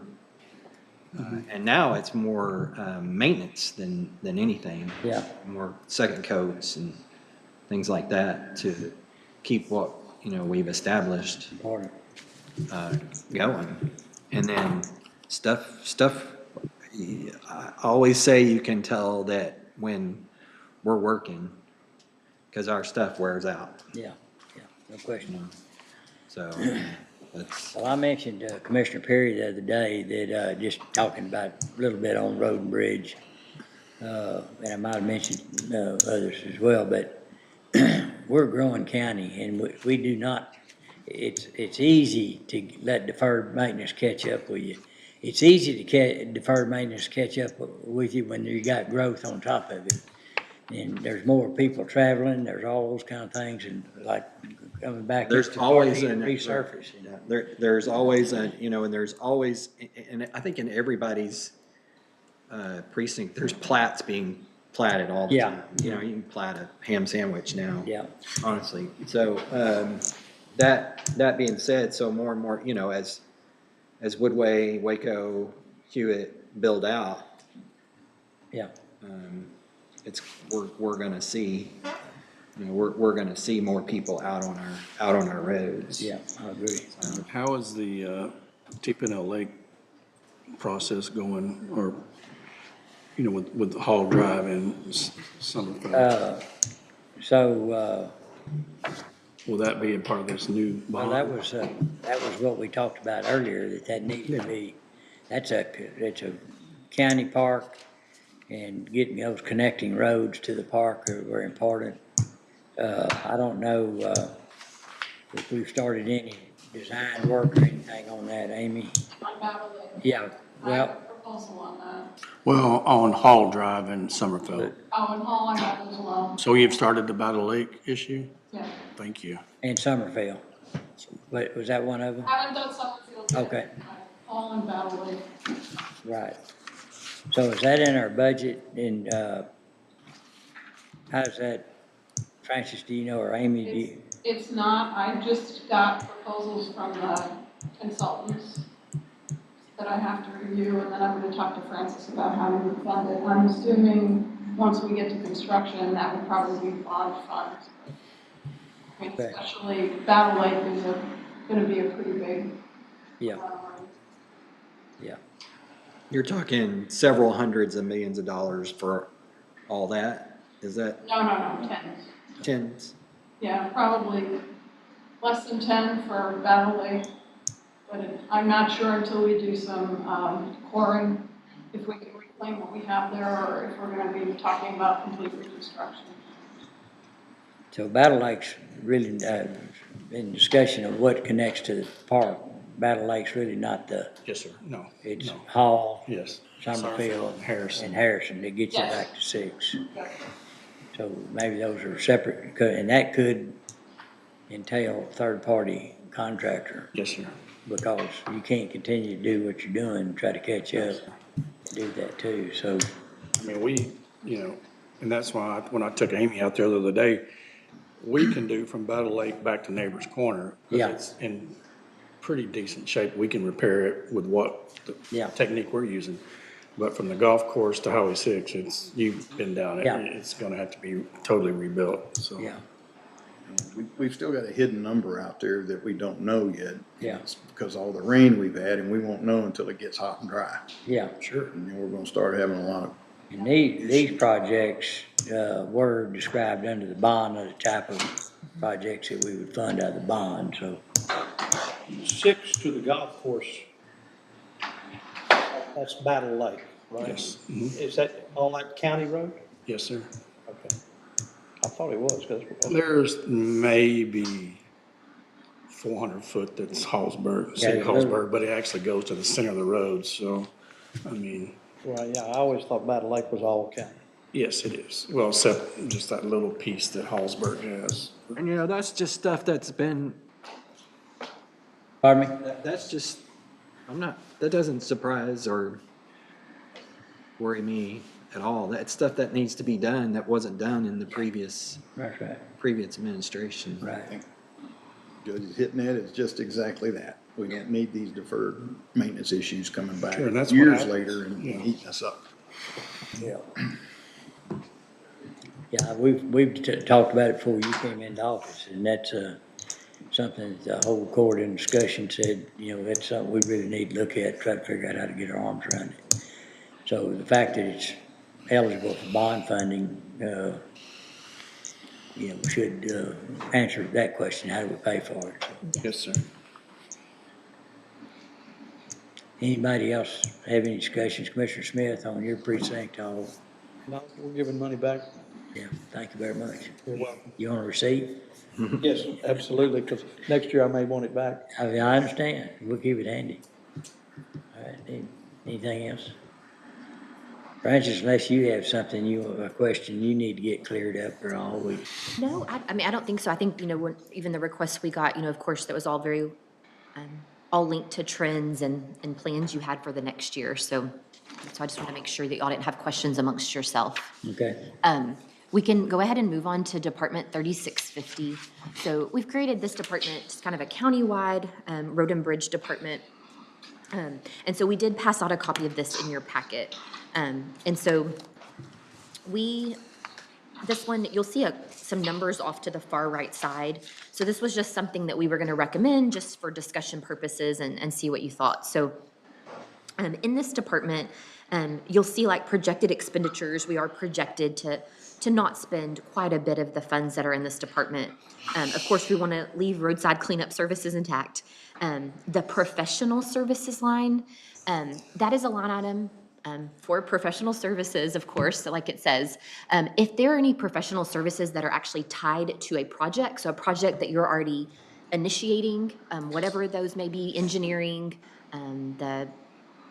all of the testing, the geotech, all of those things. If it's tied to a project, that's going to be lumped with the project, and that's going to be put on as an asset. So that's something that could be lumped into the bond fund. But we do have professional services time to time that aren't linked to a project. Right. So you might be looking into other things. So we recommended leaving 200,000 in that line item for that purpose. And again, y'all tell me if you disagree with this, of course, in any way. Moving down, the other two that we thought we could also almost zero out. The infrastructure line, so we had that there at one point in time, some years ago, for very specific projects, that were going to be infrastructure. And then we just kind of carried that some amount in there, just kind of a what if. I think any projects that fit in that line, also, you can use bond proceeds for. So we recommended not having a budget here, and then anything that would normally fall here would be moved over to the bond fund. Okay. And then the contingencies line. Francis, I do have Yes. one question with regards to countywide, and it's more geared towards Amy.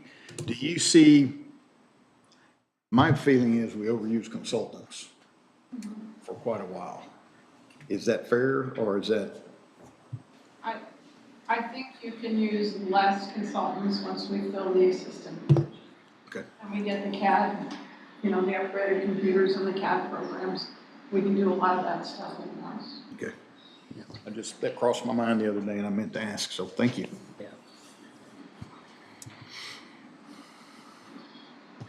Something crossed my mind, I was gonna say a minute ago and I forgot, had to do with, and I think Will had alluded to it, all the subdivisions and everything going in, Judge. unless that subdivision has an agreement with Waco for utilities, we're going to see more and more subdivisions staying in Yes, the sir. county. Yes, sir. So that's going to, in the long run, create more maintenance, upkeep situations for You're us. exactly right. And not only that, but also some existing pop-ups of population that have, if it would ask for our approval, we'd have known it was gonna look like we'd have never done it. Having, overburdensome regulations and all, I don't think any of us agree with that, but there is a certain responsibility we have on proper land use and those things, and I think we need to take that as something that maybe the court fairly quickly get in kind of a retreat mode and discuss that with some legal opinions, look what other counties are doing. What we can legally. Yeah, what do we and can not do. enforce and those kind of things, because I think without us participating at all, we don't know what we're gonna get and what lands in our lap that the commissioners have to try to take care of, so. But you're exactly right, I agree with you. Amy? If I may. Yes. One of the things that we need to consider is that any of the decisions that we make about building infrastructure, rebuilding infrastructure, improving our roads, is actually going to be a land use decision, and it's going to drive growth in those areas. So all of our capital programs will have an effect on land use and growth in the county, and that's going to be very important for us to think about as we move forward. It's another reason to do it, right? Would you say that one of the limiting factors, though, is the water infrastructure that we have? Yes. Kind of limited water infrastructure? Shotgun effect of water. I mean, Yeah, I would agree, We don't, yeah. we don't have like and you and I have spoken about this, that I don't see many MUDs in my area. I don't know about the rest of the county, but. I only know of one that's trying to go in on the southern end of it. But and to me, that's because there's no water, right? I mean. Yeah, no, that water, if you get in the And, rural but, areas. right, and I'm not complaining or. No, I I'm know, not- but I'm it's not- an I'm issue, just- you're yeah. right. So, and I don't know that that's our, Well, it's is that? Water supply corporations and the Southern Trinity manage that, we don't. Yeah. Uh-huh. But, the main thing we have to do is see if we can help, which we do that through the McLennan County Water Resource Group, to try to figure out how to use conjunctive use and other methods to use more than one source of water coming in an area. So if one's depleting or not adequate, that you can support it. But yeah, I mean, the water is a limiting factor. And I think some of the corporations that we deal with are limited in what they can do Yeah, right now. they're very limited, right, yeah. Talk about deferred maintenance. Aging the infrastructure. Way, Aging. yeah, uh-huh. Well, and of course, we won't approve anything unless we have a letter that says that they'll supply the water, so we don't approve any subdivisions or plating unless they have a water supply, but the opting out of the You know, ETJ. are we completely in our rights to do that? I mean, I don't want to, I do slightly worry about somebody saying you're limiting us, that. Well, I think that's a public health issue. Uh-huh. I mean, you have to have But- potable water. Right, yeah. Well, there's a lawsuit going on right now with one of the water corporations in far western side of the county,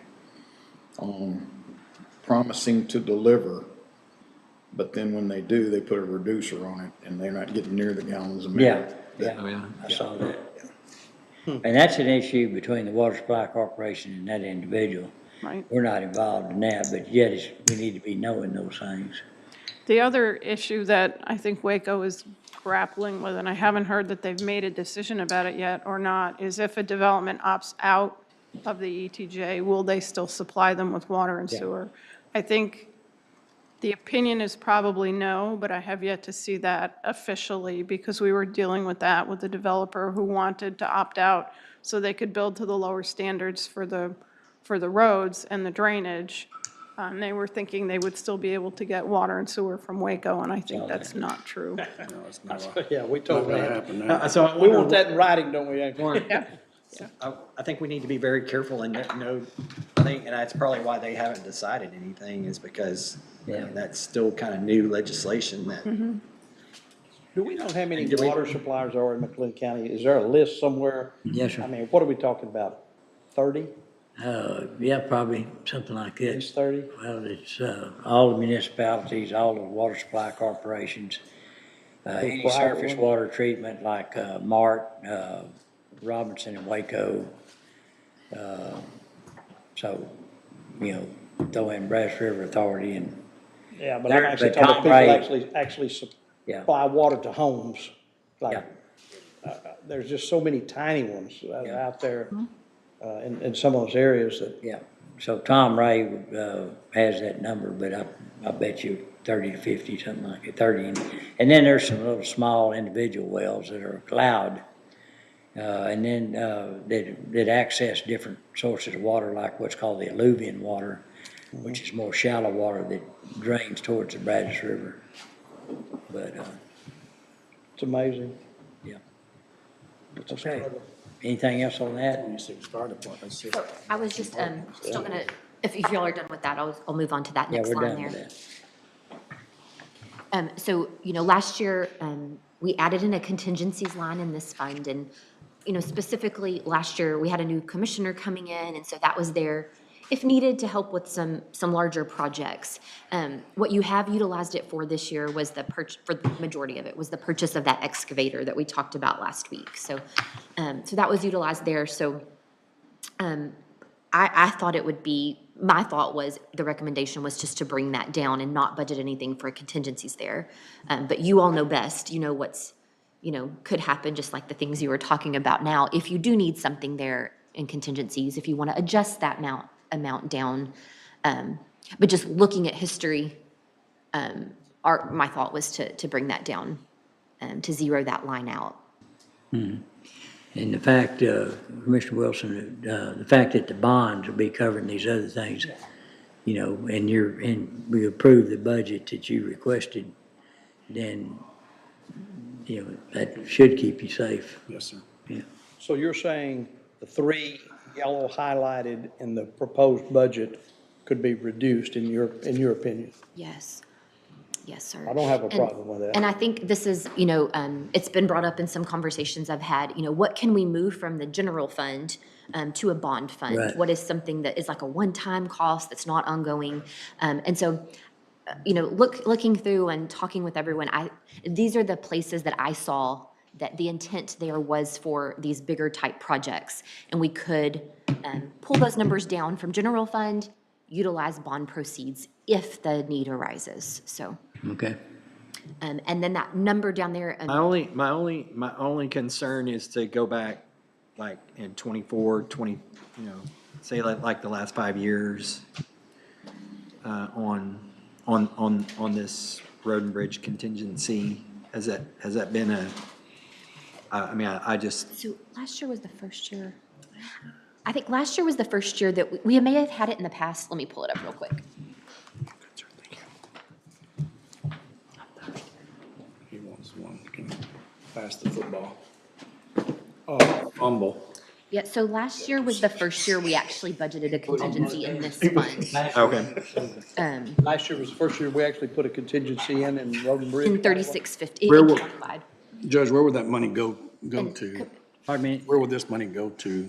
Contingency, Yeah. where it was needed. I mean, where's it gonna go to now? if we take General it fund. Oh, it goes to general Okay, fund, just- it helps us on that. On that big Bottom line. And Commissioner, to answer further your question, so looking back, the last time we had a countywide road and bridge contingency was 2018. And so we had 250,000, we didn't utilize any of it. Going back a couple years before that, we had $500,000 in 2016, we didn't utilize any of it. So it looks like historically, we have had it here and there, but weren't needing to use it. And of course, that's almost 10 years ago, so a lot has changed since Why don't then. we agree on a number, so we can move past one of these? firm. Do we, but do we, I mean, Get to our goals. if we hadn't used it, it's hard to, for me to Yes. fathom why we would put anything in it when we haven't spent it. And this is where I kind of felt like the things that will come up, like Amy was mentioning too, these big projects, and it's hard to know what the amount is. We're not gonna be able to cover that here in general fund. I don't think that's the intent. So bond proceeds, permanent improvement, that's where we would be looking Yeah. anyway. Well, That's fine. I think I'm good. I'm good. Zero it out. Yeah, zero. So that bottom yellow number we have highlighted, this would decrease that budget by 1.1 million. About this, that's good. Yes, sir. So it would- It's not on this already. not yet. We Well, wanted now, to. are we gonna zero out professional services? That, No, so, we feel like we still have some costs that come through there. And so if you have a consultant or if you're Well, I mean- investigating projects you need to do. so far, we've used 54,721. Correct. We're halfway through the budget year. Yes. So if you double that, that's still only, what, $110,000. Sure. Couldn't you So- reduce the 325? You could, but I feel like, Somewhat. zeroing out those other lines, maybe just leaving it at 200, Leaving it. professional services are, they get pretty pricey pretty quick. Are So you saying zero it out or leave it at 325 or move it down to 200? 200, I I'm don't have a sorry. problem. I was not clear about Yeah, that. I'm sorry. 200. So it's still gonna come to the 1,999,999. No, will only be 644,000. 644, 523, I guess. Okay, I'm good with that. okay, We saved 1.1 million. Okay. gotcha. Yeah. Is that okay? Yes, if that's good with you all. Mm-hmm. Okay. Yeah, that's great too. So the 1.1 goes into the general fund. Yes, so that'll just decrease your total expenditures, and we can look at that in summary in a bit, Commissioner. So road and bridge, engineer, those types of conversations, anything else that you all want to talk about while we're on that topic today? Anything else? Amy, on the Thompson Bridge and 7 Mile Lane, those were our TxDOT help bridges, but now if we do it early, what do we do with those funds for those bridges?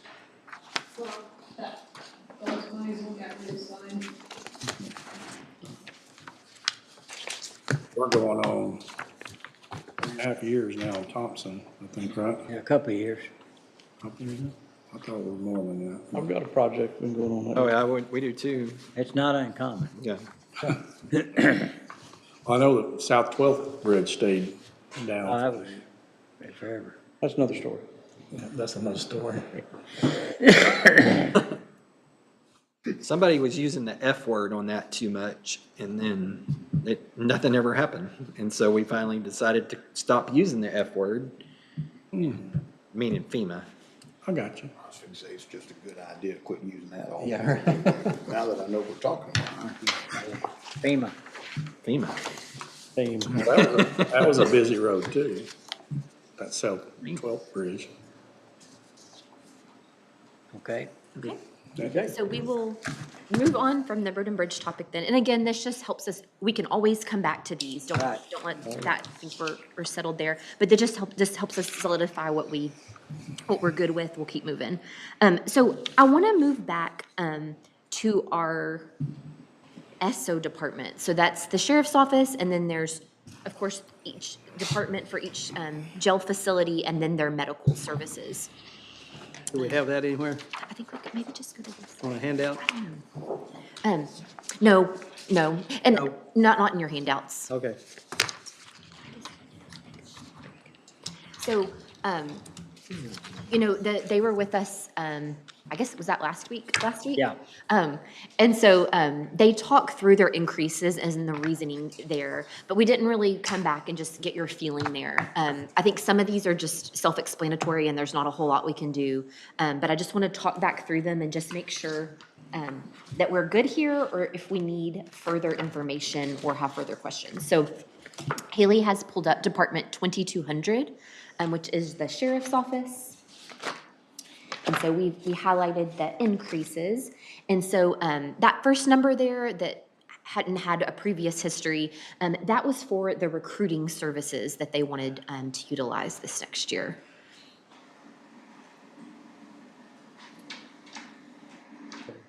And then centralized dispatch, contractual increase there embedded. And we can talk about those City of Waco contracts at another time as well. Going down, there was an increase to software licensing, and that was primarily the Motorola software that was needed for the camera system. Yeah. And then there was a slight increase to professional development. So, again, just wanted to. The only question I have, the recruiting piece, $100,000. How many vacancies are there right now?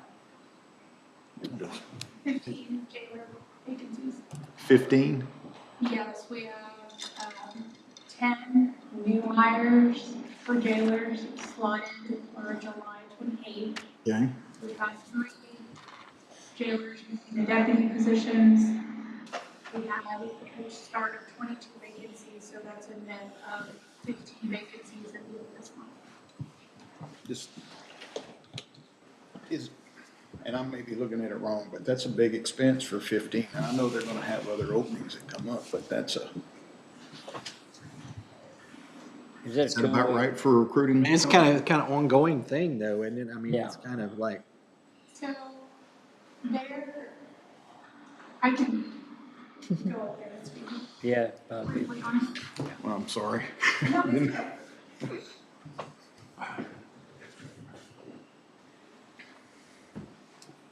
I believe the intent is that they want to continue with a vendor such as RCI, which they've used now twice. So they used it earlier this year from January to March campaign, and then they used it at the end of 2023. We actually just did a review, and both recruitment campaigns brought on 11 new hires each. The retention rate was pretty good for that first time around. I think we just brought on those 11 hires in May and in June, so we can't assess retention now at this point for that second campaign, but we have the 10 hires scheduled for the end of this month. Those are not related to the RCI campaign. Those are all just regular applicants coming in through our regular channels of advertisement. So each time we've had a campaign in which we've used this group, have we paid $100,000 or is that just a? For the new person, yeah, why is it here now and where were they paying for it last time out of? I don't know where they were paying for it last time. David might be. What do you consider retention? I'm on. Yes, David, how you many on? years? Yeah. Are you talking about, they're still here 5 years from now, 3 years from now, 6 months from now? What is retention rate? So I don't have an average for the jail, but I can run that. Well, you said they had a higher retention rate. Yes, from the 2023 campaign, I believe they still have 6 or 7 of those employees remaining 2023, from 2023. And so a 2-year that's only retention for a jail, it's actually. How does actually pretty that good. equate with those who weren't recruited retention rate? I have those numbers and I just need to dust them off and pull them. So you have that comparison of the general kind of retention that we see with regular new hires and compared to the retention with RCI hires. Hey, Major, how did y'all take care of that last time? We paid for it from seizure funds. And that is not one campaign, that's 3 campaigns. It's about $33,000 per campaign that you run. And that's if you split them up over the year and ran them regularly with regular recovery periods, that's what that amount of money looks like. Okay, and Major, thank you, because my thought was, we're paying them $99,000 whether we end up using them that much or not. And I appreciate you explaining it that way. It's per campaign. We may use some of it, we may use all of it. That's correct. So you're not locked into spending that regardless of whether you need people or not, are you saying, or what are you saying, David? No, we are not locked into any amount unless we sign up for that specific campaign with them. It runs a determined amount of time that campaign ends. We onboard those candidates, and then we determine and look at our vacancies to see if we want to schedule another campaign, 2 months out or a month and a half, something like that, for the recovery period to get the people onboarded, background, and all that. Okay, that makes sense. Yes, thank you, sir. Thank you. You're welcome. So, and if you want to discuss that any further, we can leave that in there as is at the moment. Software support was the last one down there? Professional development, just due to increase in reimbursement amounts for meals, Well, mileage rates go trends up, there, yeah. yes. Okay. Okay. So if nothing there, we'll just keep moving through those. Again, we hadn't come back to these after that discussion, so I didn't want to pass over them. Department 2410 is the jail. And so other than some line items that have historically exceeded the budget and we needed to increase, food services was the big increase here. And so, of course, that went up based on the CPI. I think it was 3.8% embedded in the contract, as well as an increase in the meals provided to employees. And then that software line, again, is related to the Motorola software for the cameras primarily. Outsourced prisoner transport, is that highlighted because, and increased because we've exceeded that?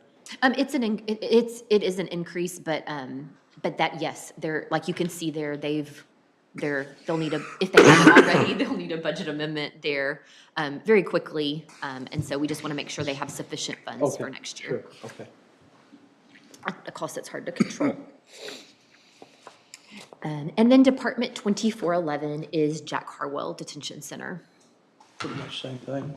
Yes, and so it should be similar there, an increase there to other services and charges, but then again, food services for the same reason as the jail and software licensing.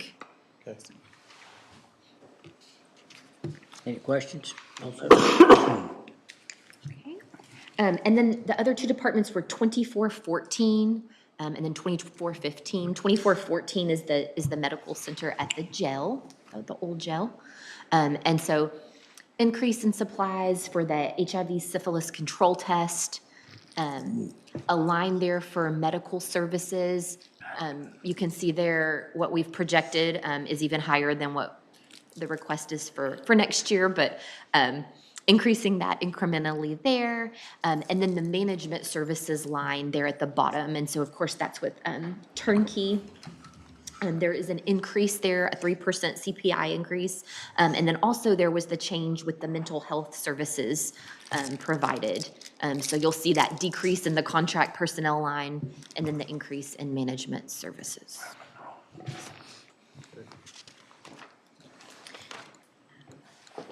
And then Department 2415, the one item there is the management services. Again, it's just that facilities piece of the turnkey system.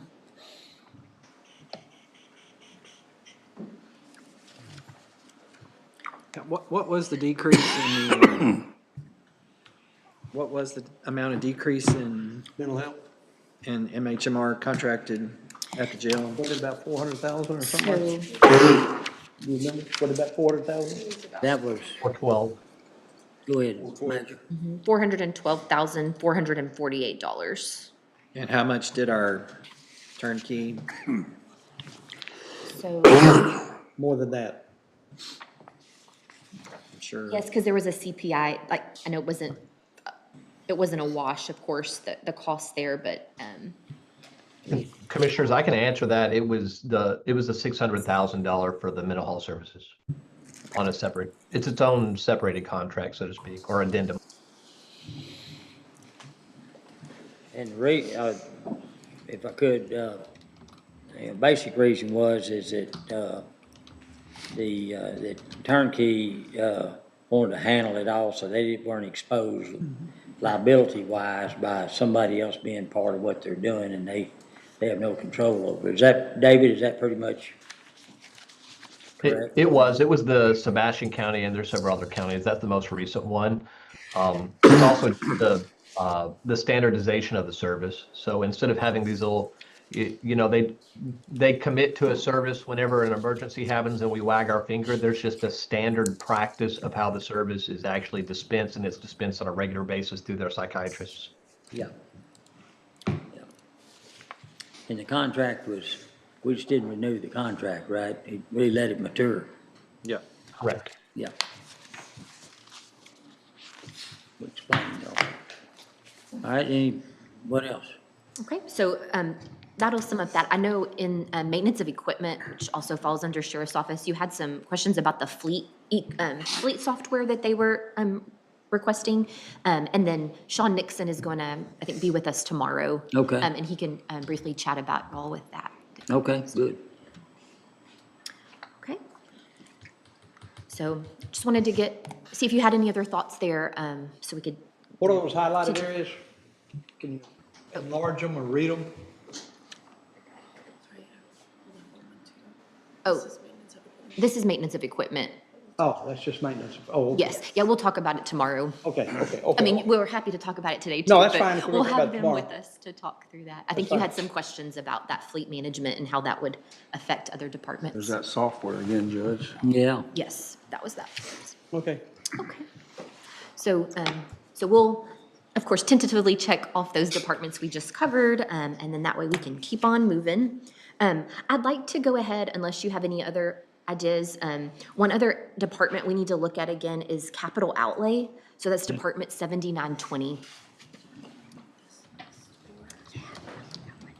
And this one is in the packet that we passed out. I believe it's the last page in your packet. It breaks down capital outlay into different types of requests. So you'll see vehicle request at the top. We'll pull it up on the screen, of course, too. So we had all of these listed in the spreadsheet, or still do, of course, by department. We have now heard from all of these departments on the rationale for these requests.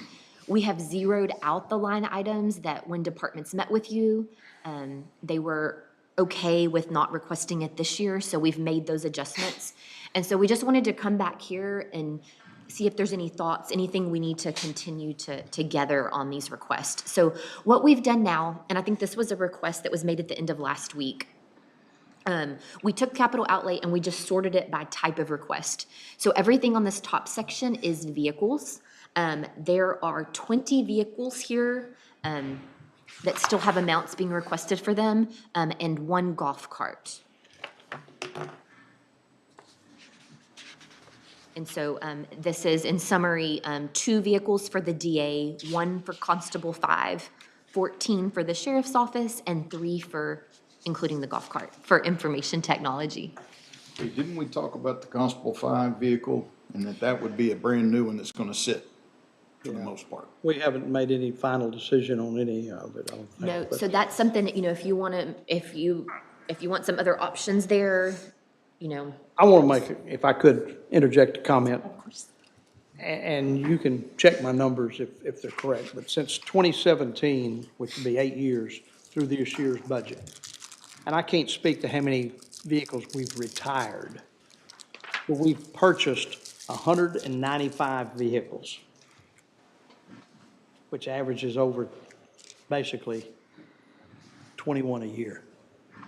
If we add 20 more, we're going to be up to 215 in, 9 years? I don't know about that. That just seems excessive to me. Well, but you're not putting the rest of the calculation in. How many were retired? Well, I'm How many curious how many of them actually retired. And how many that we sold or wore out? I mean. I don't know. But I think that's one area that we've got to get a better handle on. That's a lot of money going out, 20 times, And I don't have it in front of me. We can easily pull how many cars or vehicles were retired each year. But some years ago with the discussions with the Sheriff's Office, it was, hey, if we do this number each year, we will get on a rotation where all the vehicles in our fleet, and David may be able to chime in on this as well, all the vehicles in our fleet will only be X number of years old. The maintenance cost will be lower You know, so when safer we got cars on the here, vehicle. the fleet was in such bad shape and we were having to buy so many cars, we were leasing them. We couldn't even pay cash for them. Yeah, they were capital leases, but, Uh-huh. but that's what happens when you say, I don't wanna buy any more cars. Then you end up, your maintenance goes up. Yep. I mean, it's the nature of our business is we put a lot of miles on stuff. And I don't think you can stop buying cars. I'm not saying stop buying, but I think we can put a limit on it. Commissioner's coming from is, all we see is the front end where we have how many to buy and how much it costs us. And then we never hear or see anything about them again, hardly. So what? Yeah, where's the net, If we're what's the truly net gonna gain be- or net loss? Yeah, and if we're truly. That's the right question. Right, if truly we're diligent about this, we should wanna know on the backside of it too. Don't just keep buying. What's them. our rolling stock inventory at this time And and I- what's it now? That's, And I agree with Commissioner Smith that, that they're more and more, every year we buy more than just, Tahoes and vans for the jail. I mean, it seems like every year more and more, you know, we buy for the departments more. It's like we buy more and more for the departments every year. So, and those are just straight ads. They're not, you know. so if we do an analysis on what our rolling stock was at this year, and what it is today, that would tell us how much we're growing the rolling stock. Yeah. And we can get that in total by department. Yeah. Maybe how many That tomorrow morning. take-home cars there are, how many essential take-home cars there are, Yeah, and we need a better handle on that. where the miles and the engine hours are coming from on all the vehicles. Maybe Captain Nixon will have some on that tomorrow too, since he's. And we can talk to Sean about it tomorrow, but I know that over that same period of time, we talk about the 14, I think SO averages 17 new ones a year. That's the average. Yeah. I could be wrong on that, but No, when you asked your math, yes, that's absolutely correct, that's the total bought, purchased over those so, years. you know, I don't know, that just seems, How long did y'all keep your Waco police units back in the day? They probably sit out there for 4 years. But how many miles? Primary. Doesn't matter the year. You know, I drive them with 100, 125. Yeah. Then We they got start on a- getting to where they're a backup car after that. Yeah, that's kind of what. We got on a rhythm where at High Trail was 80,000 miles and we're getting a new vehicle. Yeah. Every 2 years, but I'll bet this is more. yeah, Yeah, probably. put more miles on our I SO think we're than that. trying to do it. I think they're about at 120, what's it, about 125 that they decide that the think so. Tahoes start wearing out pretty start good? wearing out, yeah. The 150 is when the transmission's going. transmissions start failing. Yeah. But I do think that that's a consideration. Another consideration would be what we buy, the type of vehicle. Yeah. Do we always have to buy the same vehicle if we can buy a vehicle that does the job for $3,000 cheaper? Yeah. Especially when you multiply it times this number of vehicles. You're right. Well, Sounds like a good conversation tomorrow with. we maintenance have, I mean, equipment. we have talked about that. Yeah, we have. Okay. We'll put a pin in this discussion, but again, I think just kind of summing up the request just by category, I thought was going to be helpful here, so you can look at vehicles as a whole. Okay. And then moving down that list, there were some other requests. Wait a some minute, of real those. quickly. Oh, of course. Didn't TJ say that if need be, that vehicle and that trailer would be, he didn't have to have them this year? Yeah, that's how it went from 21 to 20, I think. Well, it's still on here Oh, at the top.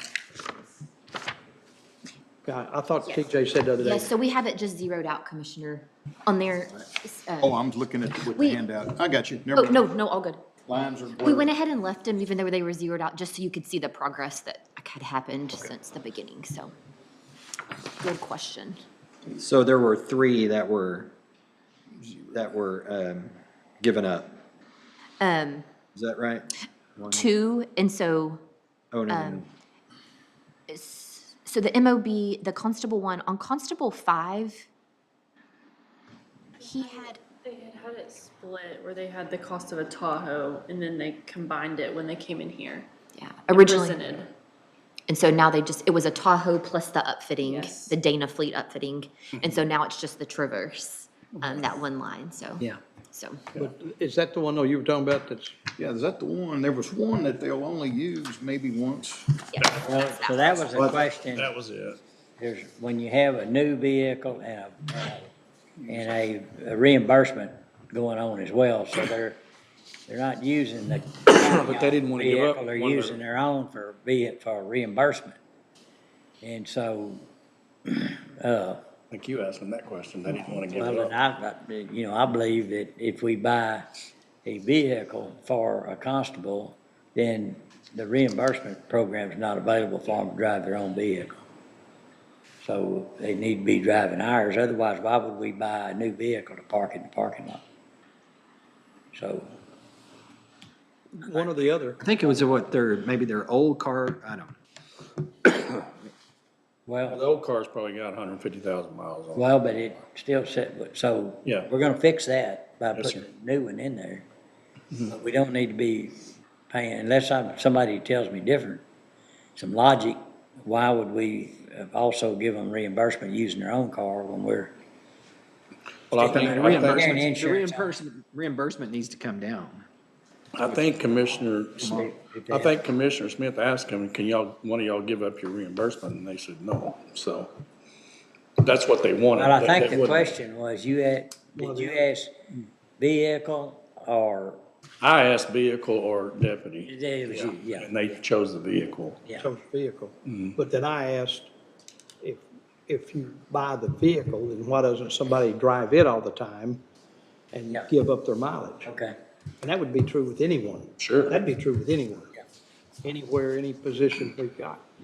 It doesn't make sense to sit That there makes sense. and claim mileage. Okay. Well, me on the outside looking in, like, it definitely needs to be revamped, the whole vehicle situation. You're on the inside looking in. I am looking on the inside. Yes. No, I think it's something we need to look at, yeah, and I agree with it. You talk about engine miles versus actual miles. Well, just when a vehicle sets for 8 hours running, it still hurts probably hurts the transmission more when it's sitting there running for 7 hours than it does. The other day, I saw a Limestone County constable working out here for the contractor on Waco Drive and had the hood up. Yeah, well, but it's overheating. It's running hot, and it. Spraying it down with water. Don't turn the air conditioner on. so we'll continue this discussion. And then we'll bring back information related to retirements and like net fleet numbers over those years as well. No problem to get that, so. Well, my last statement would be, I'd like to cut back some on the number of requests for vehicles. That would be my last. All right, what else? Okay, and so then I just wanted to move through that list and just make sure there wasn't anything else that we had concerns about. So the other department request, again, some of those had been zeroed out already, but Constable 5 was in need of 2 radios. I know that's, something that was a necessity there for them. And then the jail requested a Viper lift truck. Was the new radio, one of those radios in relation to the new position that they said they'd rather have the vehicle than the position? No, I think this was is just to replace the ones they currently have. Okay. So definitely we want radios that work. And Major Ives, y'all are having serious troubles with the forklift out there at the jail? Yes, sir. And I don't want to be necessarily quoted on this, but I believe it's over 20 years old. I don't know exactly how old it is, but it is a fairly major problem for us. And we have trucks that come in daily that we have to unload with the forklift. Gotcha.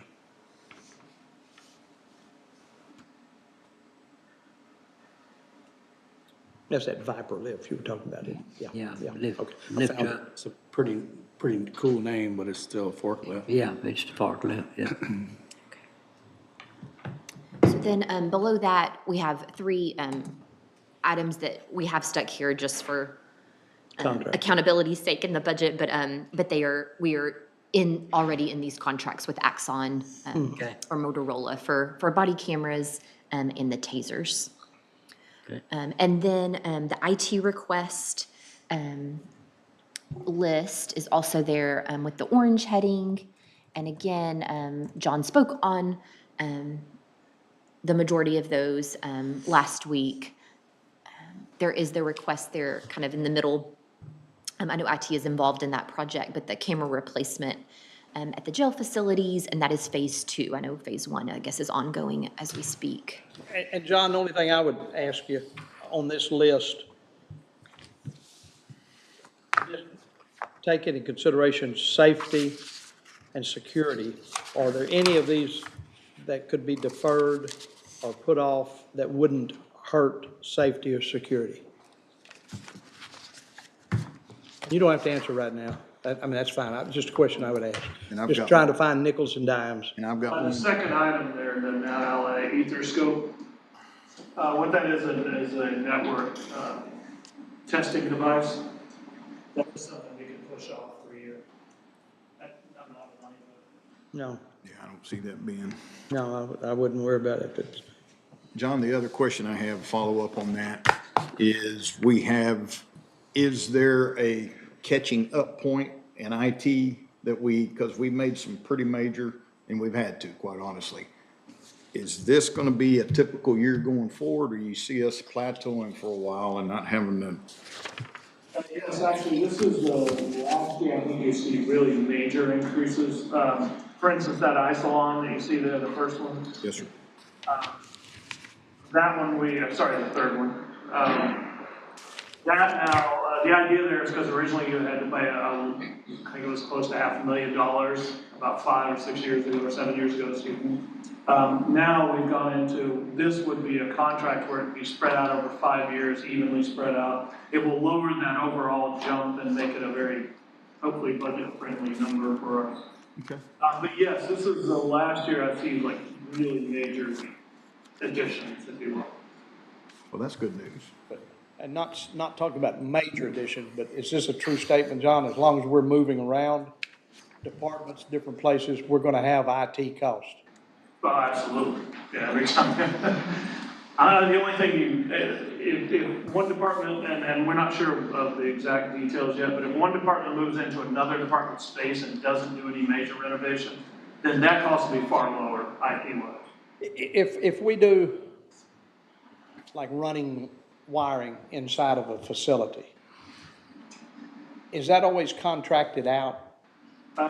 Typically, as long as it's more than 1 or 2 runs, yes. It just makes more sense to contract it out than to do it. Do we not do enough during the year to almost, and don't get me wrong, I'm not a proponent of adding personnel, but to pay for someone to do it in-house? You're asking me to increase personnel? No, I said, I'm not a proponent of that. I'm just saying, would the cost offset what we contract out on over a year's time? No, in fact, we used to have a person internally that basically that was their job.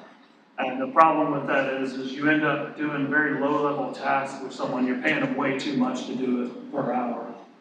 When you contract it out for far less. Kind of like, it's a real manual type of labor pulling that. We can definitely, we got some trustees, that probably knows how to pull some wire. Well, I don't think you want the trustees in that areas where you're pulling the wire. We're paying a high-skilled position for a low-skilled. Okay, I was just wondering with the total cost, if it would. I grew up with a pen and paper, so, and a ad machine. So. Yeah, I still use it. Hey, in my college days, introduction to microcomputers was like a huge thing, man. Microcomputer was still 5 foot by 3 foot now. Okay. We'll come back to this, but again, just trying to chip away at these requests. So we have a few departments with some small things we need to cover. We'll go ahead and cover those tomorrow or Thursday. Very small little matters we just need to come back to. But I guess for now, I'd like to, and Judge, y'all tell me how you are on time today as well, because I can just keep on going. If we can go back to the main summary page real quick. Y'all need a break before we. I wouldn't mind a 5-minute break. Okay. Let's do that and Get then my we'll come head back. back screwed on. All right, let's recess for Our main 5 summary. The main summary is the one. Recording stopped. What's this one here? Yes.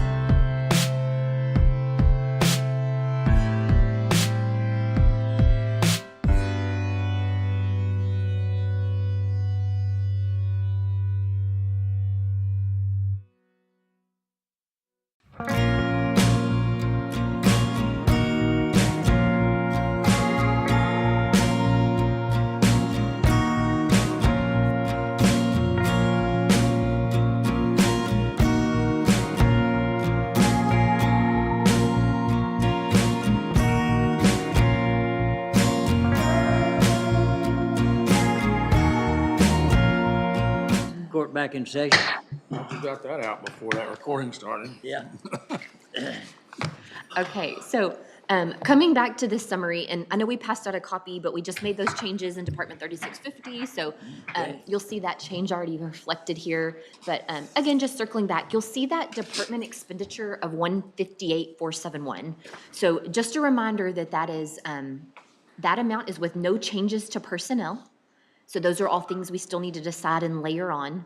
But it does include operating expenditure requests that we've already covered.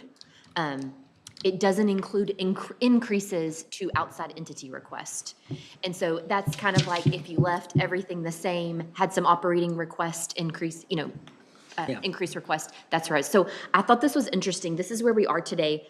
Last year, if you compare this, I say last year, if you compare this to the current year, FY25, not counting the permanent improvement transfer, but this year, that same amount to compare is 157,339,407.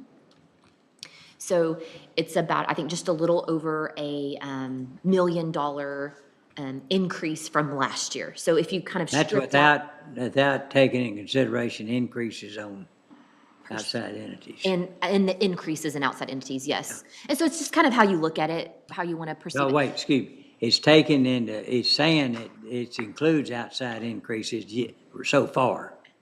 Just leaving them where they were last year. Oh, okay, where they were. Okay, I got you now. Yes, sorry, I know that's kind of gets confusing. No, and- that's my So fault. the 466,196 in the outside entity request, that's the increase in. Correct, From correct. 10 million. And we're gonna look, All increases? yes, yes. And we'll look at a detail of that here next. And we know what the 4 million is. the Wait two a minute, big say it asks. again now. Okay. Okay, 466,196 is the ask for increase without those two asks of 2 million each. Yeah, it includes that. Oh, yeah, the 4 million does here. Yes. And that's included in this bottom line right here? No, not in the bottom line. Those are just like, those are kind of menu options. Okay, I would point out that on 7-Eleven, pulling a bunch of stuff, we were up to 32.1% fund balance, and now we're nodding our head yes, and now we're down to 28.4%. Well, we added that. Yeah, it may have just Oh, depended. yeah, that's It's right. just a working document, so we've been playing with the tax rate here and there, so it Yeah, just. that's right. So- So she brought the tax rate down to the current tax. Yeah, he rate. brought, yeah, the So tax this rate does came include- down. This includes a tax rate at the current level, which I have a whole discussion on that as well, that I want to present to you in some scenarios there. But I just thought it was good to just step back for a second, and when we look at, I know there were talks about, hey, if the budget was, similar to last year, what does that look like? And we're right there. I mean, I think that's pretty close. And so, again, our issue is that that gap, that difference between revenues and expenditures. And so that's where we don't have the fund balance sitting to cover that and still meet our fund balance goal. Can I throw something out real quick? It may generate discussion, it may not. Commissioner Smith and I were speaking yesterday, and give Chrissy credit, she was sitting there with us, and we were discussing, should we look at, because this 33%, having a definitive target is difficult. Yes. What if we said, as long as there's a floor of 28 and a ceiling of 33, could we be content coming in somewhere in there and giving us a little bit more room instead of trying to focus on 33% every year, have a range that is acceptable? Well, so my question would be, does it affect our bond rating? I don't know that it would. Let's see, you're talking about $5 million. No, 5%. Right. 5%. I would think a couple of percent wouldn't bother, but I don't know. What do you think, Will? You wouldn't want to risk it. Well, we've sold our bond. I still say, we're okay for a couple of years. We sold her. We're gonna get it. I was gonna go the same route, but We sold our bond today. That's the best point made all day. right here. I've already seen your cards. Well, I mean, just, I read the tea leaves one way and you read them another. Sometimes. And sometimes we see, and you know, I've seen a lot about revenues and things like this. I tend to like the idea of the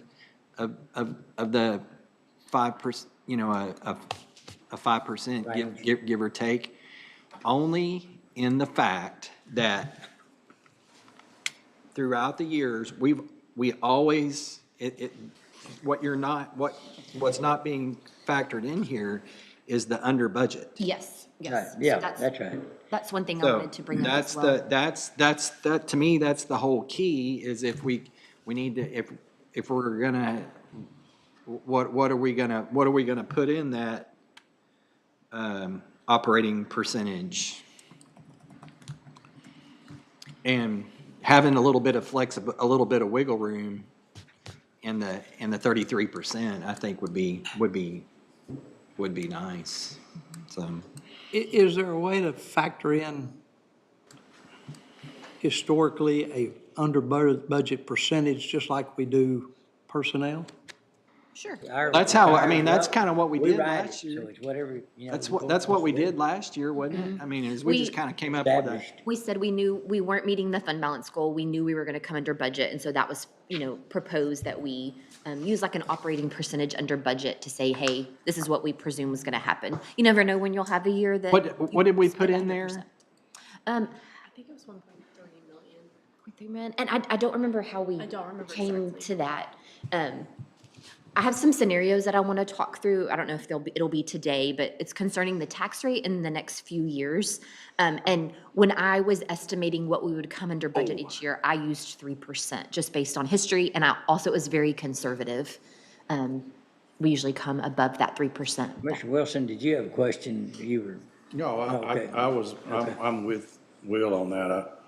I didn't know how long, if we're the AA now, if say we drop below the 33% for 1 year and then next year we were back up and we wanted another bond in say 3 years. Well, and another thing too, I don't How's that affect necessarily you? know. I think they're looking at our CAFR. Are they looking at our CAFR or are they looking at our budget? Because that's a different. Like for when the bond, when they're looking, Yeah, they usually and the look at review. that for. And the CAFR? Yes. Okay. But they pointed out every year. Yeah, right. I mean, 33%, they like that. Oh, yeah. I would say, so our metrics, the size of the county we are, the amount of revenue that we have, the amount of, our demographics, things like that, says that we should be a AA too. But because of our good financial management, we're AA1. 2 or 3%, does that knock us? Yeah, I don't know, I but- think. So I think we can hold that thought that is another option that we have out there. I mean, our options are gonna be what we do with other requests. What do we want, where we wanna be on percentage unfunded mandate, of unassigned fund balance. And the other is the tax rate. Yes. So those are the three factors that We need we those can use. variables. Yeah. And so that's what. I hate to throw this in there, just, I don't wanna throw water on this fire, but there seems to be a push to really limit our revenue. Yeah. And I mean, it's big time. It's big time. You know, at state level pushing. Mhm. Yeah, it's- absolutely. Taking local control away is their whole issue right now, so I guess your point is we need to be sure our powder's dry going into it. Mhm. That, Is that this right? would be the, I mean, you know how much I am on the tax rate hawk. Yeah. I mean, I'm gonna, but this would be the one time I would be. For the same reason we sold those bonds. Right, yeah. Mhm. Yeah. We don't know what's gonna come out of this special session. Yeah, and it may hit us. It's on the, It is. property tax relief is on there again. Yep. But how much of the numbers have changed, How are they gonna? Who knows How are they what they're gonna twist anybody's arm to change their vote? Yeah. I don't know. I think Or is it just time? Any pressure we had, or any influence we had already been used. Our state representative knows what we want, and seems to try to be helping, and our senator is more in line with Lieutenant Governor in mandating more control from the state side. And I would almost argue that our state representative is probably more in line with the governor than he is with us. Yeah, the Lieutenant Governor. Our state rep. Oh, yeah, no, our state rep is more, I'm sorry, I misunderstood you. So that's all. Yeah, you're right. Okay. And so I did just kind of final thoughts on this before we keep moving. Do you mind going up to the top of the sheet real quick? I think, looking at, even though we said, hey, expenditures haven't grown that much from this current year, the problem there is that difference between revenues and expenditures. And so, yes, you may come under budget, but you're still filling that gap by using unassigned fund balance. And so that's what's drawing that down. And so it's kind of, like the judge said, different variables at play. There's a lot of variables in your fund balance goal, and then you're eating into your fund balance, like looking into the future, kind of two different things that we have to try to butt them up against each other. And so I'm anxious to get into that conversation really deep, because I have based on some of the things that you all have given to me, ideas and thoughts, tried to look at that and then look at our next few years and how different scenarios look. So anyway, I will pause there. And then I think now we'll go ahead and just something a little different. We'll look at our outside entity request again.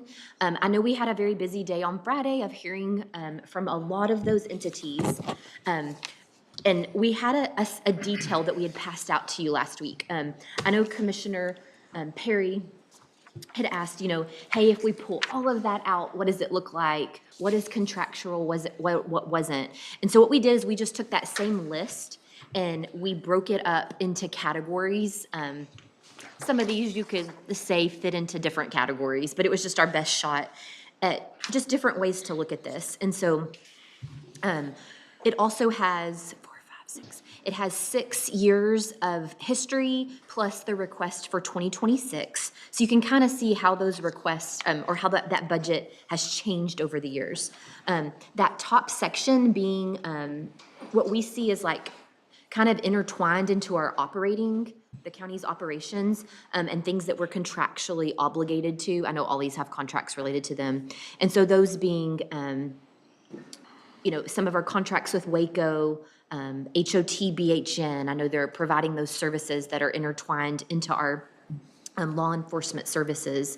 But so pulling those out, that's what we viewed as something that is more along the lines of contractually obligated. Again, let me know if y'all kind of disagree with some of the categories. Can you repeat that slowly?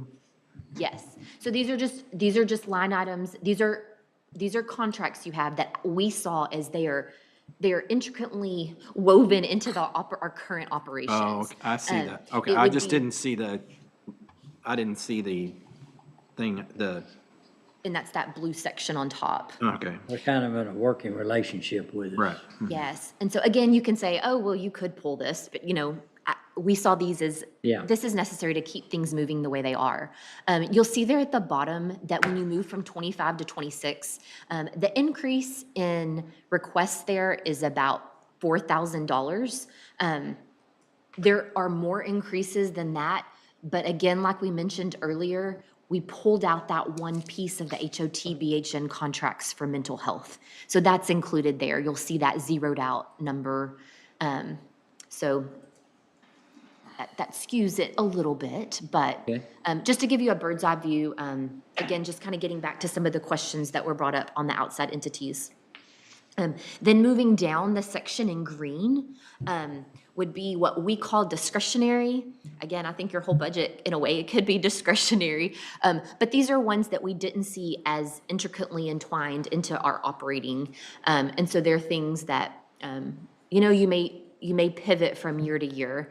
And so Again, those being things like the Advocacy Center, the Cove, the libraries that are not the Waco McLennan County Library, and then some of those new requests we had as well.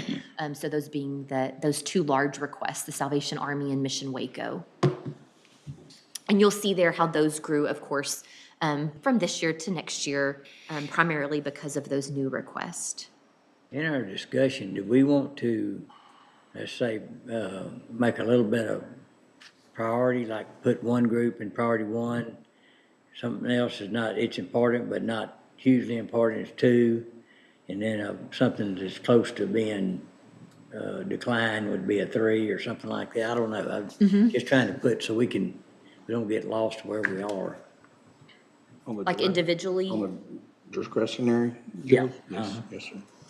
I don't know. Y'all have a different thought. I'm open to it. I wouldn't mind going back up on the contractual. Of course. Tell me, how contractually are we obligated to fund the entire request of the shelter, animal shelter? Is that a contract?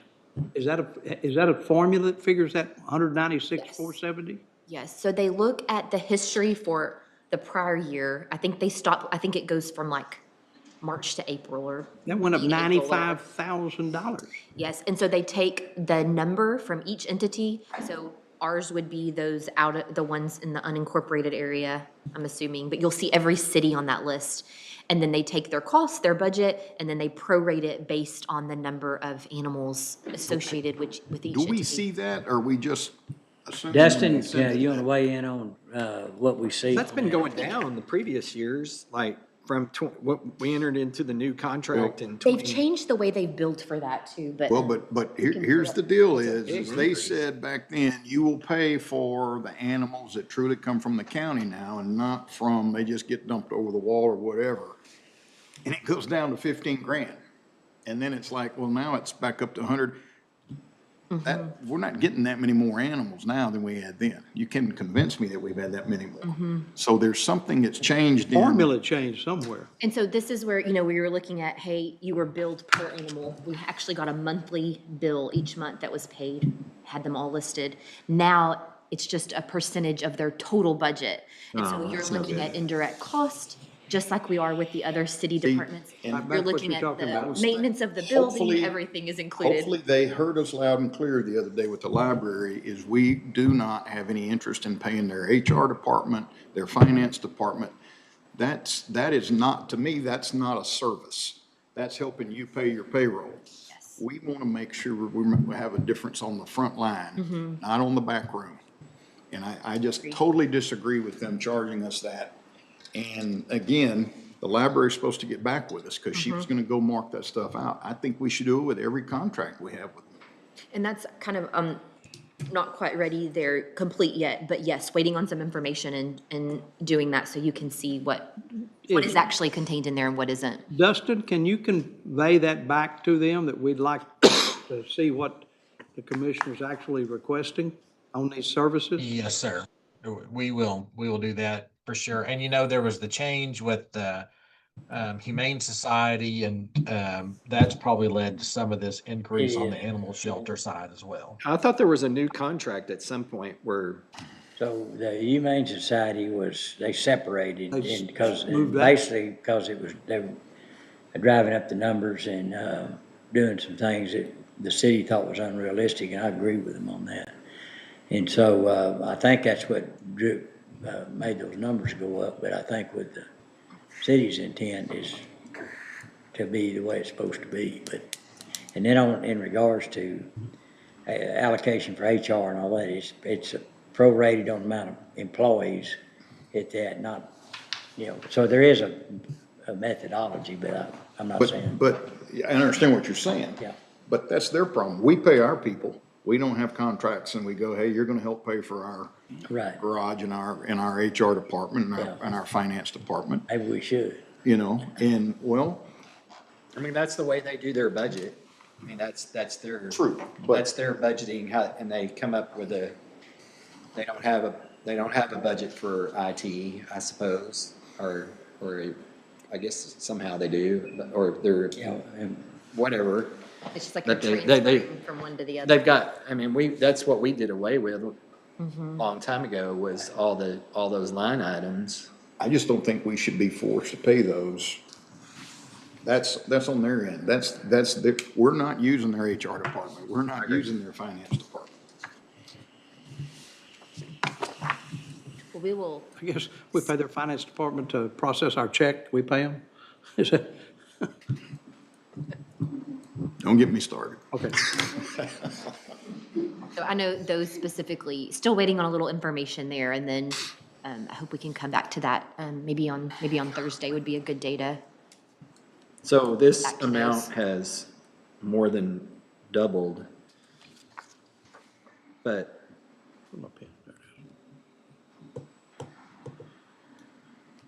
I know So this. we'll get some answers on that.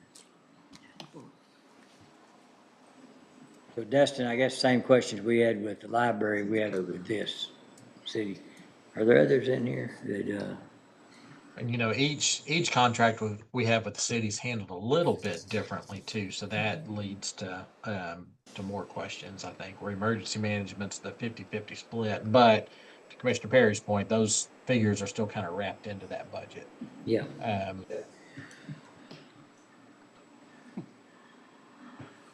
Okay, So on these 50/50s or whatever they are, Dustin, if the city decides to give a huge raise to the employees, then we're going to eat half of that, right? Yes. That's right. Regardless Yes, sir. of what Waco agrees or to or not, half of it's ours. Yes, on the emergency management one specifically, yes, sir. Okay. Okay. Now, dispatch, I somewhat understand that one because if they weren't dispatching for us, they could probably drop their head count by 2 or 3 or somewhere in that Bunch, ballpark. yeah, I'm sure. I get it in that, but when you're talking about services to the library and you're talking about services for the animal shelter, we shouldn't be paying any overhead.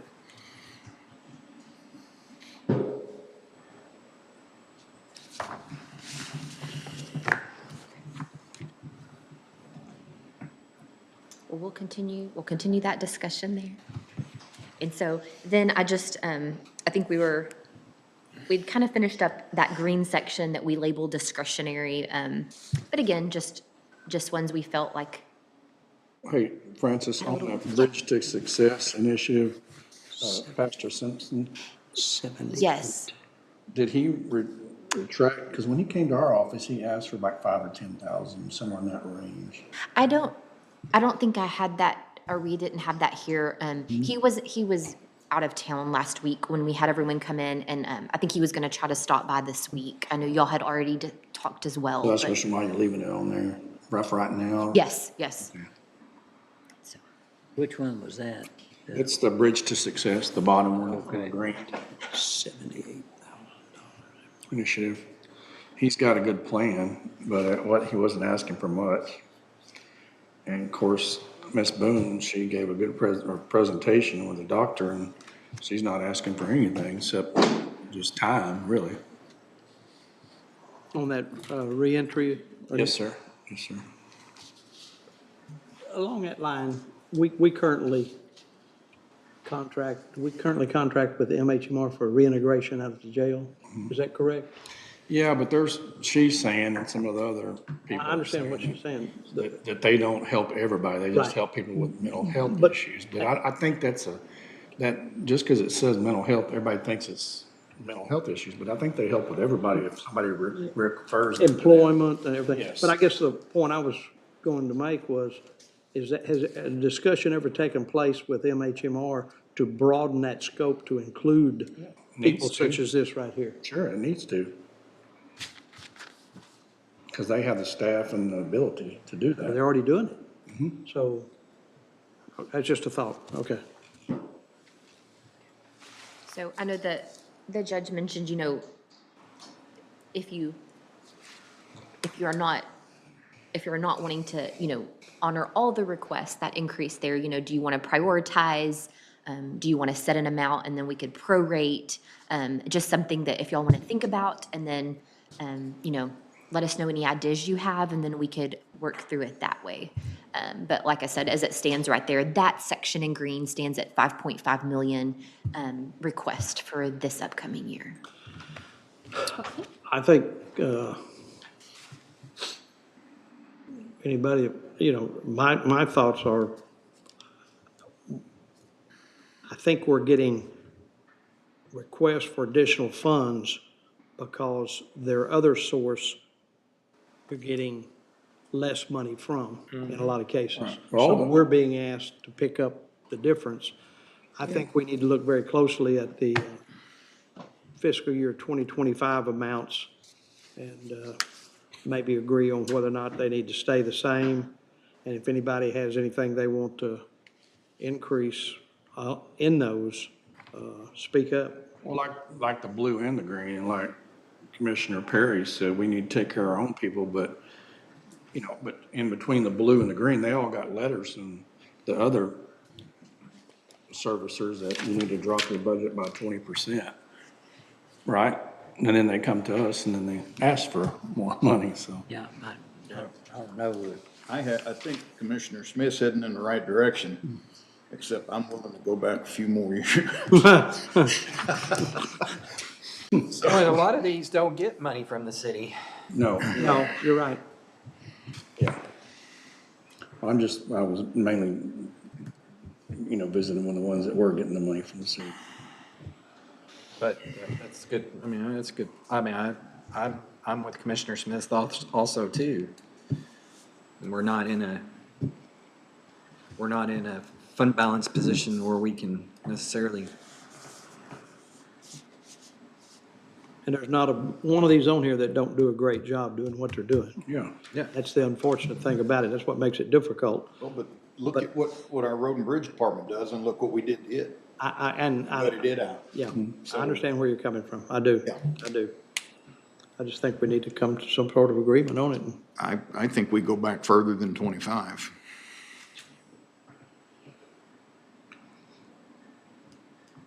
Well, in 22, some of them were a lot higher in 22 than they were, if you look.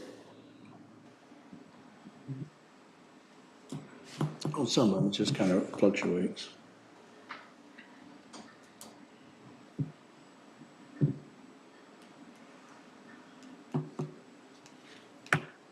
So I don't want to harm our public safety. That's our number one goal too, is public safety too. We definitely don't want to hurt that part of it. You're talking about the green part? Well, I'm just talking about, we don't want to cut from our public safety funds to help with some of this stuff when we really need our public safety to stay where it's at or better. We still got to come back and plug some figures back in. Yes, sir. And I'm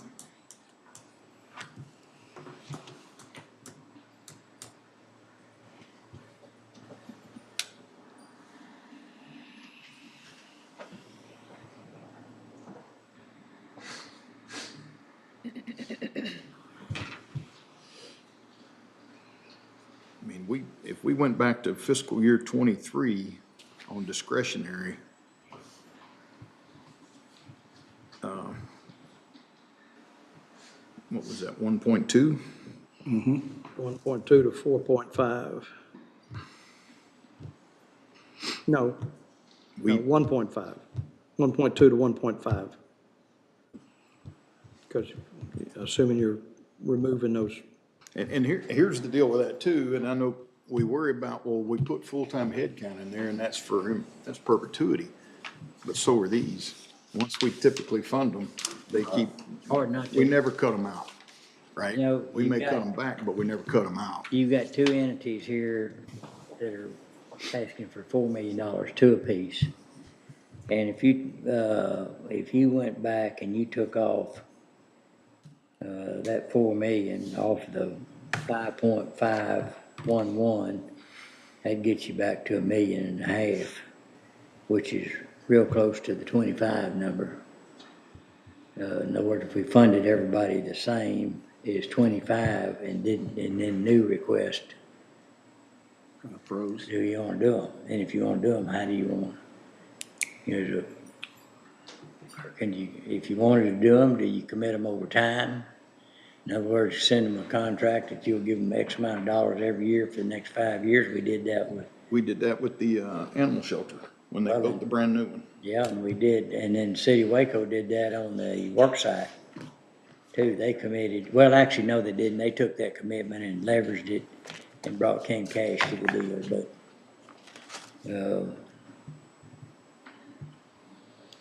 Yep, that's that's an approach to consider. just,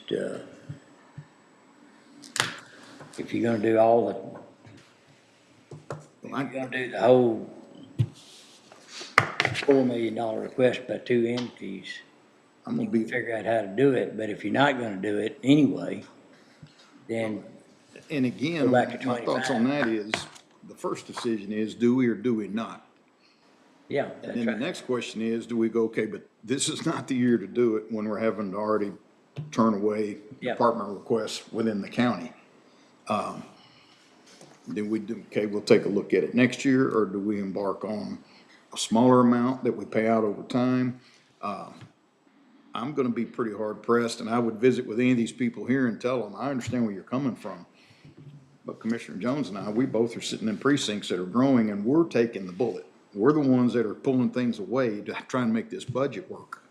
And so our constituents are suffering out here. Maybe we're not getting everything done we should because we're busy worried about making our note to all the outside entities. It's really rubbing me the wrong direction this year, just because it's not the first time we've done it.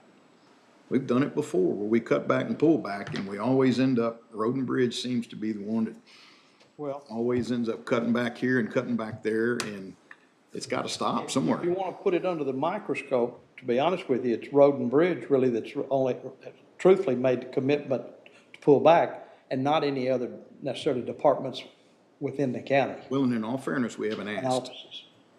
We haven't, I mean, truthfully. Well, there's we been haven't some- taken a lot of money. We Maintenance haven't taken a buildings. lot of money from a lot of places. Maintenance building, Maintenance precinct, buildings cut back and- precinct 1, constables did. But yeah, there's a few. And most departments are fairly small. It is Yeah. just, I mean, there's just, But it's just a to add to philosophical- that. But if you're taking a 20% hit or 10% hit, regardless of whether or not your department's $500 or $5 million, Yeah, Well, we were, 10% ought to be shared. we were discussing last year, Road and Bridge, since I got in office, operationally, is maybe a 3% increase For all the years you've been here. for an operational, for the operational piece of it. Because we just tend to try and, so I'm not saying that we should be increasing at any certain rate with any other department. But for crying out loud, we've got work that we've got to get done, and we don't have the people to do it. And you were just saying, that, and I know it's a different deal. The city of Waco has 600 miles. And I get that, and they contract most of that out, right? We got 400 miles, and we hardly contract any of that out. And I just think I'm gonna go along with what you guys think, but I think we need to cut these back. And we need to try and figure out how much money we have left and what can we do to enhance the road and bridge operation and start getting it caught up to where it needs to be and Anna, you look, correct, at other counties, and that's where you got the ratios of how many people per mile of road or things of that nature. Yes, from TxDOT, I was able to pull that center mile And we're, road comparison for a few counties against their staffing. Do all those counties, and do we have a separate road and bridge tax? We do not. We don't, but don't some of those counties? yeah, we used to.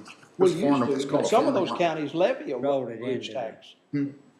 We rolled it into the the general fund. overall revenue. But I'm just saying, some of those counties likely do have a road and bridge tax. Yeah. Which That- would support increases. Well, we didn't give up any money, we just rolled it into the total revenue, so we're still getting that, whether But we it have. really tax wasn't or that not. much. We are, but then we're not necessarily allocating it back out. We're sending it other places. Well, but the court's made up of road and bridge people. and I such- understand that, but we've tried to be conservative with our own spending. Yeah. At the expense of possibly road and bridge. we've rolled it in, but we haven't necessarily rolled it back out to Francis, us. Francis, you're the number person, but expenditures are 158 million, something like that, right? Is what you had on that number.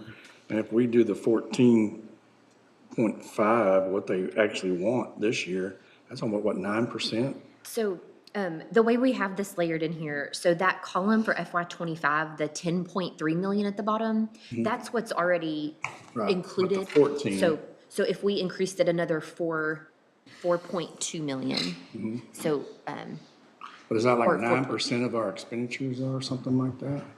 For the outside entities? Oh, Like in 14 million total? would be. I see what you're saying. That'd be a nickel, So, almost a nickel, between 4 and 5 cents on our tax rate, wouldn't it?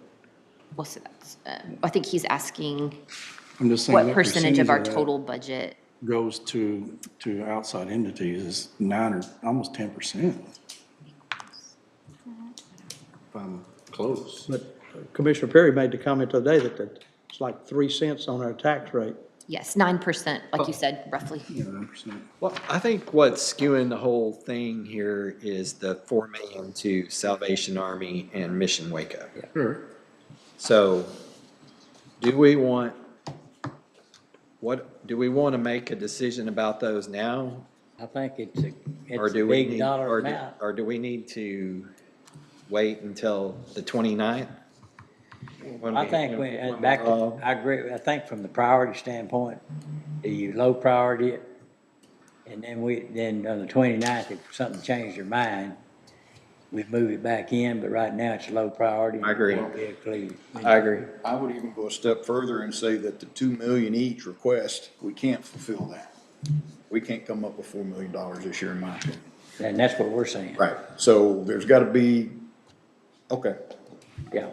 If we want to handle it different, we can do it before the 29th, but right now, for figuring purposes, let's see what that looks like and go to the 2025 budget for the other. I like acts. that. In other words, leave them, whatever we did in 2025, we stay pat. Yep. And any new requests, which there's only 2, those are priority 3, and we hold them and make a decision on that. So we're gonna, okay, so you're saying 2025, which cancels any requested increases. Yeah. I'm still gonna say 23. Anybody go for 24? You still got. You know, I want to make this one comment, and it pertains to 25. Waco Family Medicine. Generous, in If, my opinion. if Waco Family Medicine can hold their request based on the fact they stand to lose a ton of federal funding, isn't that correct, Judge? Yes, I sir. don't think that's an accurate number here. That's They- not their, They that's haven't not their presented yet. request. They haven't presented yet. No, I have not received anything to increase or decrease that request from last year as of. Dustin, do you know of any, I had literally about 2 hours ago sent them a reminder, just saying that we cannot find any request from them for FY '26. So okay, Well, lead on the discretionary, you got 1, 2, 3, 4, 5, 6, 7 that are going up from last year. Not if we say we're going to stay at 25. Well, that's what I'm saying. There's 7 That's good effect. entities that are wanting to go up. Yeah. Which is not a whole lot of money there, but, well, I guess it wouldn't, yeah. But the 4 million is the big catch. Yeah. So, okay, so where we are, we're pulling the 4 million to Well, it's- discuss later, it's a priority, lower priority. and going back to the 25 amounts. That's my suggestion. And work from there. Leave that in your menu of things that Okay. Then you if can we come need to back go to. back further, we can do it, but right now, just to start, so we can That's start it. talking. Yeah.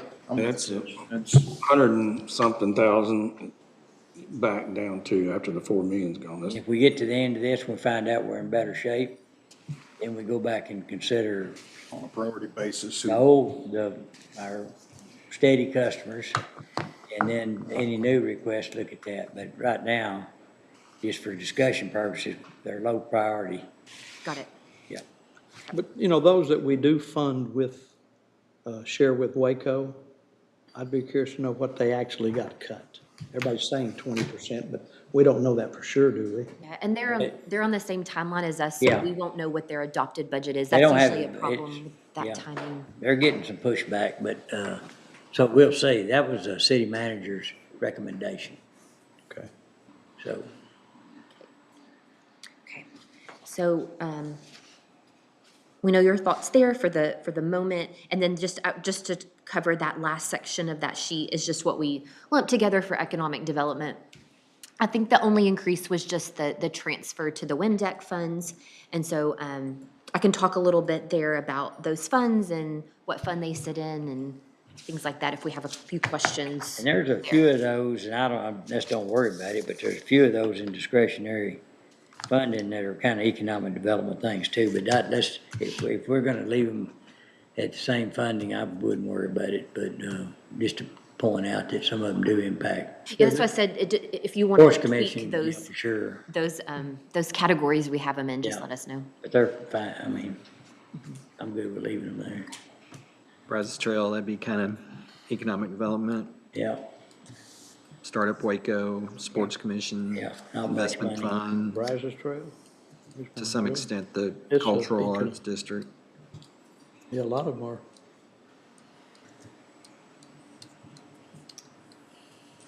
Questions? So what would we just moved to economic development? Yes, and so Haley just has highlighted up there, there was the one increase there, and that was the transfer to the WIMDEC fund. And that, of course, is the mirrored amount that the city of Waco has been proposed to the city of Waco as well. And that's still our money until we Yes. commit it to the final commitment, and we're earning interest on it, keeping it. Correct. Yes, so it is just a committed portion of fund balance. You as a governing body are the ones that have put restrictions on that. And I know there are agreements and things with WIMDEC that you are in with the city of Waco. But again, it is just, they are committed funds. They do sit in our bank account. And there is a method to draw that back out too, so if, emergency or whatever, and it was not committed under a contract, and it's sitting there waiting for an opportunity, and something bad happened, then the city and the county can go together and say, pull that back into our general funds. Yes. So it's a place to kind of hold it, but it's still a. Well, then, could that be considered, could that be added back into the general fund? If we, yeah, Dedicated it. if we undedicated it. Well, you see what I mean? Like if there's a. Right, I see exactly what you mean, but do we have to transfer it out, or does it have to be? So what I'm saying is can it be added into our bottom line down there if we actually do have? If we went through the action to reverse it, yes. Well, But right now, it's not in general fund, so No. it sits in a, Yeah, I think if I understand you right, if we went to the process of getting it back out, then it could go back into the general fund. correct. Is that what you're saying? No, what I'm saying is that's never, to me, that's never been like even, I mean, that's never even been discussed, is, pulling money out of there for any type of scenario. Right, yeah. And we probably, I can't imagine us doing it, but. Is Waco keeps theirs in a discretionary? It's separate? So they have It's their own committed, bank it's- account, and we have ours, and when we have a project that's ready for our that we've committed to, and it's timings for us to wire the money, then we go through that wiring process and both wire the money to the project. Is there and I know Chris, but the fund balance she has now in there, could we ever get that back? Well, we'd have to go through that process of both the city and the county agreeing to pull equal amounts out. Oh, we'd have to do it at the same time. Yeah, at the same time, yeah. Because If it it's is. something that hurt us that bad, it's gonna hurt the city of Waco. Yeah. Probably more Yeah, likely, so. yeah.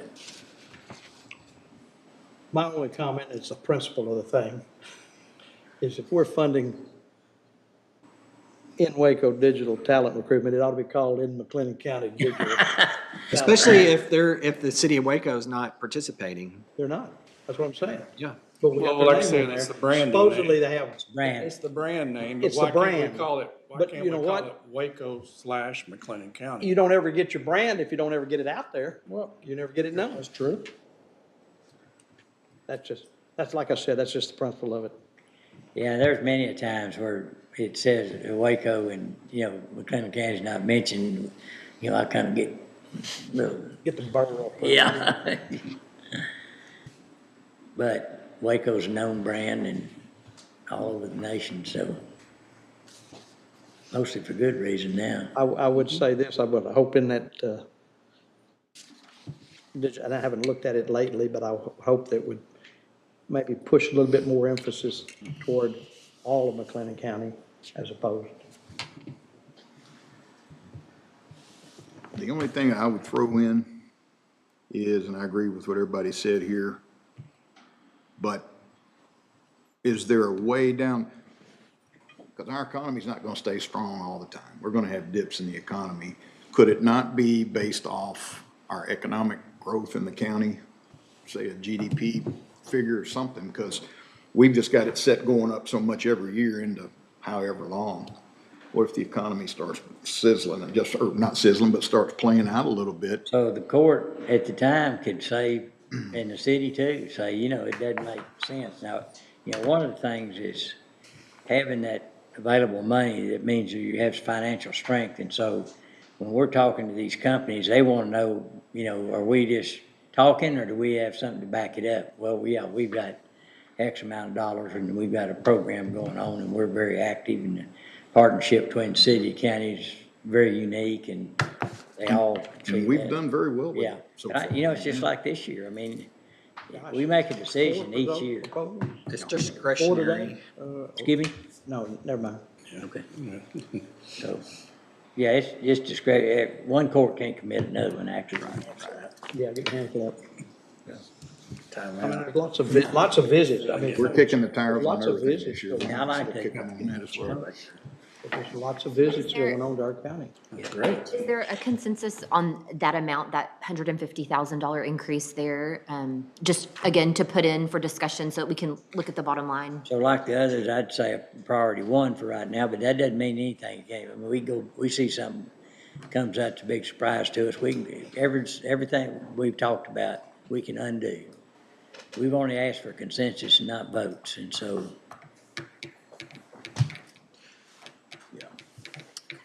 And I think what I'm hearing is I'm good with everything except we're gonna come back and reevaluate the, City of Waco. based off, we're going back to 25 and then we'll go from there and come back and reevaluate. Does that include economic development? Well, so I'm saying it's priority one, but that doesn't. I'm not mean- asking you, I'm asking. Oh, I'm sorry. Well, mine are the truly discretionary ones, what I'm talking about right now. Okay. And then we're gonna get the library to come back to us, City of Waco Library. Yeah, I think we need to sum up all of the City of Waco contracts and do a overview, which is my I plan. knew your feelings. Yeah, And when will the public health district know? I think you and I, It's a- Brian, it's a Hope, set need to sit deal. down and go over And this. public events. It's You're contractual concerned too. about that. But we don't know if that 820 is what they want. Yeah, that's the new one. Oh, is So it? that one, instead of being based on their budget, is an amount per population. It goes up like 25 cents per, Like Dustin mentioned, 30 all of the cents. contracts are a little bit different. Oh, okay. yeah, it's 30, I think it's a 30-cent increase times our county population or Correct. something like that. Yes.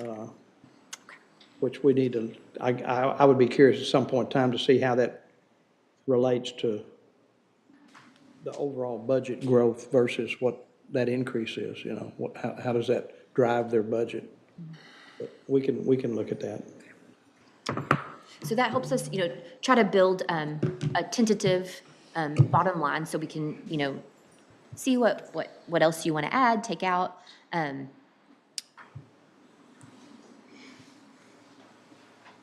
Next on my list, and I need to correct something I said earlier. I said that Sean Nixon was going to come tomorrow. He will be here on Thursday morning. Tomorrow's Wednesday. Yes, I misspoke. I had my days confused.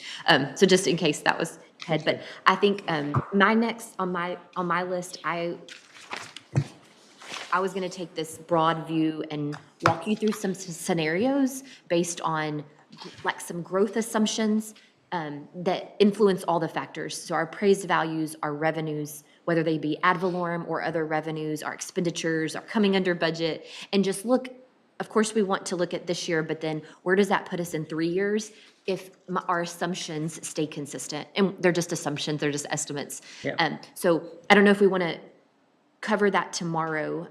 Also, tomorrow, I know we were going to circle back to the personnel, payroll-related items. And so, it's up to the court, but I would like for you to throw your idea out there. We can sleep on it. sure. And we don't have to start with that tomorrow. We've already got it. We could come with some questions after you pitch out these things, after we thought about it. What do y'all think? Y'all okay with that? Yeah, I mean, all I'm saying is I want to hear that report you have, whether it be today or tomorrow, before we move further, because Yeah. like you say, it should shape some. Yeah, so if we can hang in there, anybody need to take a break? If you need to take a break without a recess, go right ahead, but, This will generate some discussion, or is this just? yeah. Okay. No, it will do, yeah, I'm assuming it's gonna create some discussion. That upside down again, you handed it to me I'm upside. See, I sorry. can't read that. We'll pull them up also on the screen.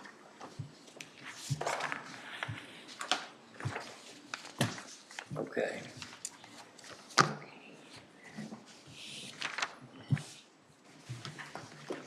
So, I know as we've said, under my name, I have these three saved as like 1 penny, 1.5, 2, if you don't mind. Okay.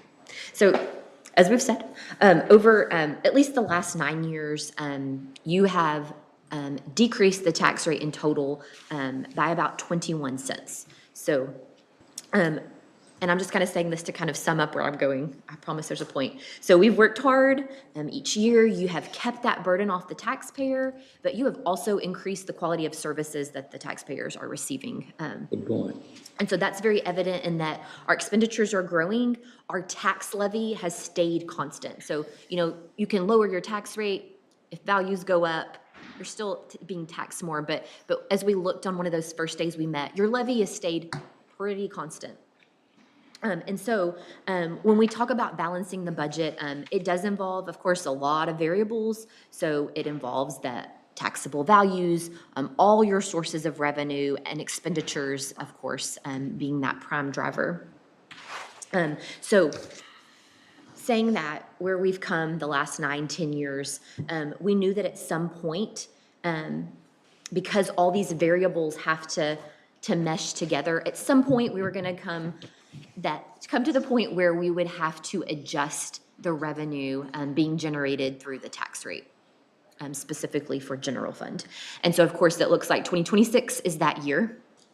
And so what I've done here, and I want to explain this should be just the first page of that handout, and we have it on the screen, so I want to walk through what I've done here. If you look at that first column, this is our current year, FY25. There's our current tax rate, 319,805. You'll see there we've walked down what we anticipate our ending fund balance to be, that 60 million number, which is what we have been looking as our starting amount on this summary page we keep coming back to. And that, as we also have on that summary page, is 39% of our, as fund balance as a percentage of operating expenditures. Okay? Then, if you move forward to FY26, column 2, this whole scenario, this one page, as it says in green, this is if you increase the tax rate by 1 penny. And so there are some assumptions, of course, embedded in all of these walk forwards. And I have the assumptions on the back page too of your handout. But again, I think these are conservative. They're also just estimates. We know these can fall all over the place. But I have taxable values increasing by 5% each year. So like this year, we saw an 8%, I believe, increase. Other revenues, so we talk about the tax revenue a lot, but we can't forget those other revenues. They've become about 40% of your total revenue amount in general fund. I have expenditures growing 3% each year, and then the amount we come under budget, 3%. So in that FY26 column, I've walked forward taxable values, which that's the preliminary number. And then these are numbers just based on what we've already talked through. You'll see that expenditures number of 159 million. That's the number we just adjusted slightly earlier in this meeting today. But then you'll see there in pink or orange or whatever, the difference between revenues and expenditures is $11.8 million. And so that amount is, when you look at that difference between revenues and expenditures, that's what you need in your fund balance above your target in order to balance the budget, just to kind of look at it a different way. Say that again, say it again. So that amount, because you're saying we're going to collect X amount of revenues, we're going to spend X amount, because expenditures exceed revenues by 11.8 million, you have to utilize unassigned fund balance to cover that amount if you spend 100%. So that's what you're eating into each year. 11.8 is what you would eat into. Correct. And then that ending fund balance, that is assuming you come 3% under your expenditure, your budgeted expenditures. And so that being said, the adjustment here was adding a penny to the tax rate. You'll see there with all of those assumptions embedded, we would end up at 34%. Then what I've done then is just moved across for the next 3 years following 27, 28, 29, keeping that tax rate the same, keeping that penny in there, not increasing it again, and then putting those assumptions in each of those amounts, walking them forward. And you'll see there that your percentage down there, your fund balance threshold, decreases a little bit each year.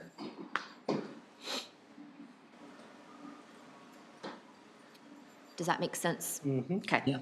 So then what I've done is done this same scenario for a penny and a half and 2 pennies. Again, for anybody listening, this was just for discussion purposes, something that I had put together. And so when you look at a penny and a half, again, when you look down there and you look at that bottom line and you look at your percentage, you'll see that it doesn't drop as quick. You actually move up to 35% for 2026, but then it does continue to drop a little bit each year. And again, that's increasing it and then not increasing it again for the next 3 years. And that's assuming that your taxable values rise 5% each year. Yes. I said a lot of assumptions embedded here, but it's based on history and then also being very conservative. What does Mark use when they do these bond scenarios? He does 5, I believe. I thought on taxable value? Let me think. Revenue. Does he do 3 or 5? I believe he does 4. I'm sorry. Don't quote me on any of that. I just said, I'll find out. Okay. And so again, this was just like, He's real conservative. and so it's, I think if we need to make an adjustment, doing it in 1 year and keeping that constant and trying to live with that, because I know you don't want to increase the tax rate for several years to come. So again, there's a penny and a half. The one that I want to kind of hover on is the 2 penny one, which is your 3rd page. And so this is one that you can see in 2026, if you increased it 2 pennies, you would be at 36% at year end. But then if you look at that, I thought this was interesting, based on how all those numbers fit together, you're then hovering 34%, 33%, 34%. And so just, again, assumptions embedded, but I thought that, again, it's just, all those variables play together, and so they grow at different rates, which is what makes it so difficult. They don't all grow at the same rate. And so this was the one I thought just, you could see where that fund balance threshold. So if all assumptions were correct. The most volatile. Perfect world.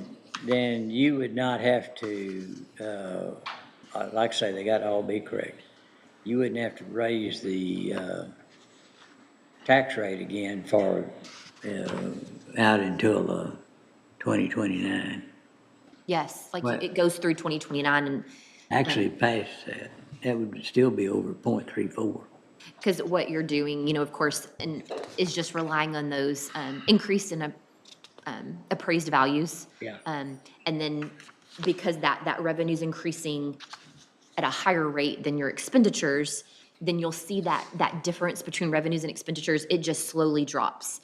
And so I think the goal, you know, is to get revenues and expenditures as close as possible. And then at some point, then you would get in the place where, hey, you are exceeding your goal. Do you lower the tax rate like we've done in the past, or do you use it to pay off debt, pay off TCDRS debt, fund a permanent improvement project? I think, you know, of course, that would be the ultimate goal, is to get to that, get those numbers closer together. So, for every $100,000 of value of a home, for people that don't have exemptions, what would 2 cents cost them a year? $100,000, How much? $120. $20 a year annually. Yes, sir. $20. For 2 cents. Easy math. Yeah. On 100,000. You made it easy for me.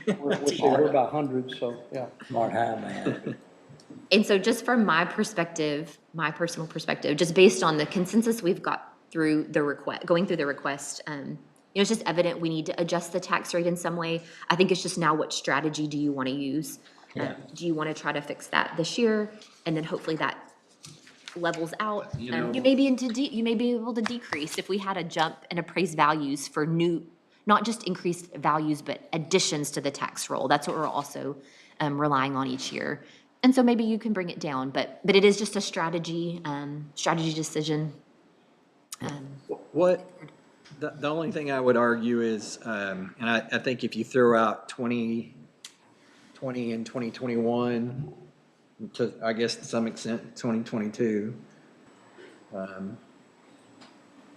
our our under budget, what have we averaged? So I know. Unspent budget? Yeah, percentage that you're. Have we come in under budget? Yeah, that you have loaded into this calculation. So.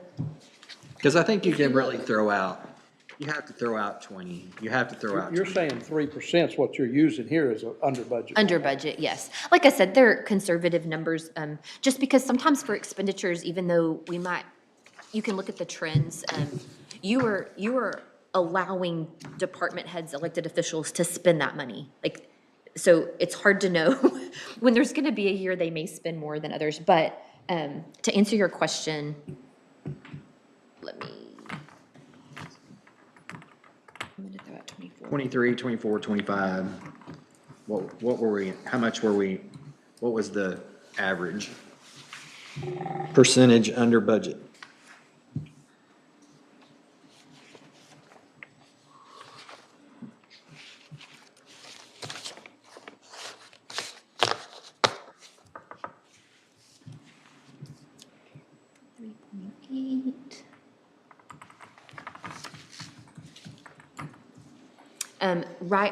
Right under 7%. For 2025, we're looking at about 3.8%. So that's been the lowest we've been in a long time. You're being real. FY '24 was over 10%. Yeah. And then FY '23 is But 6.5.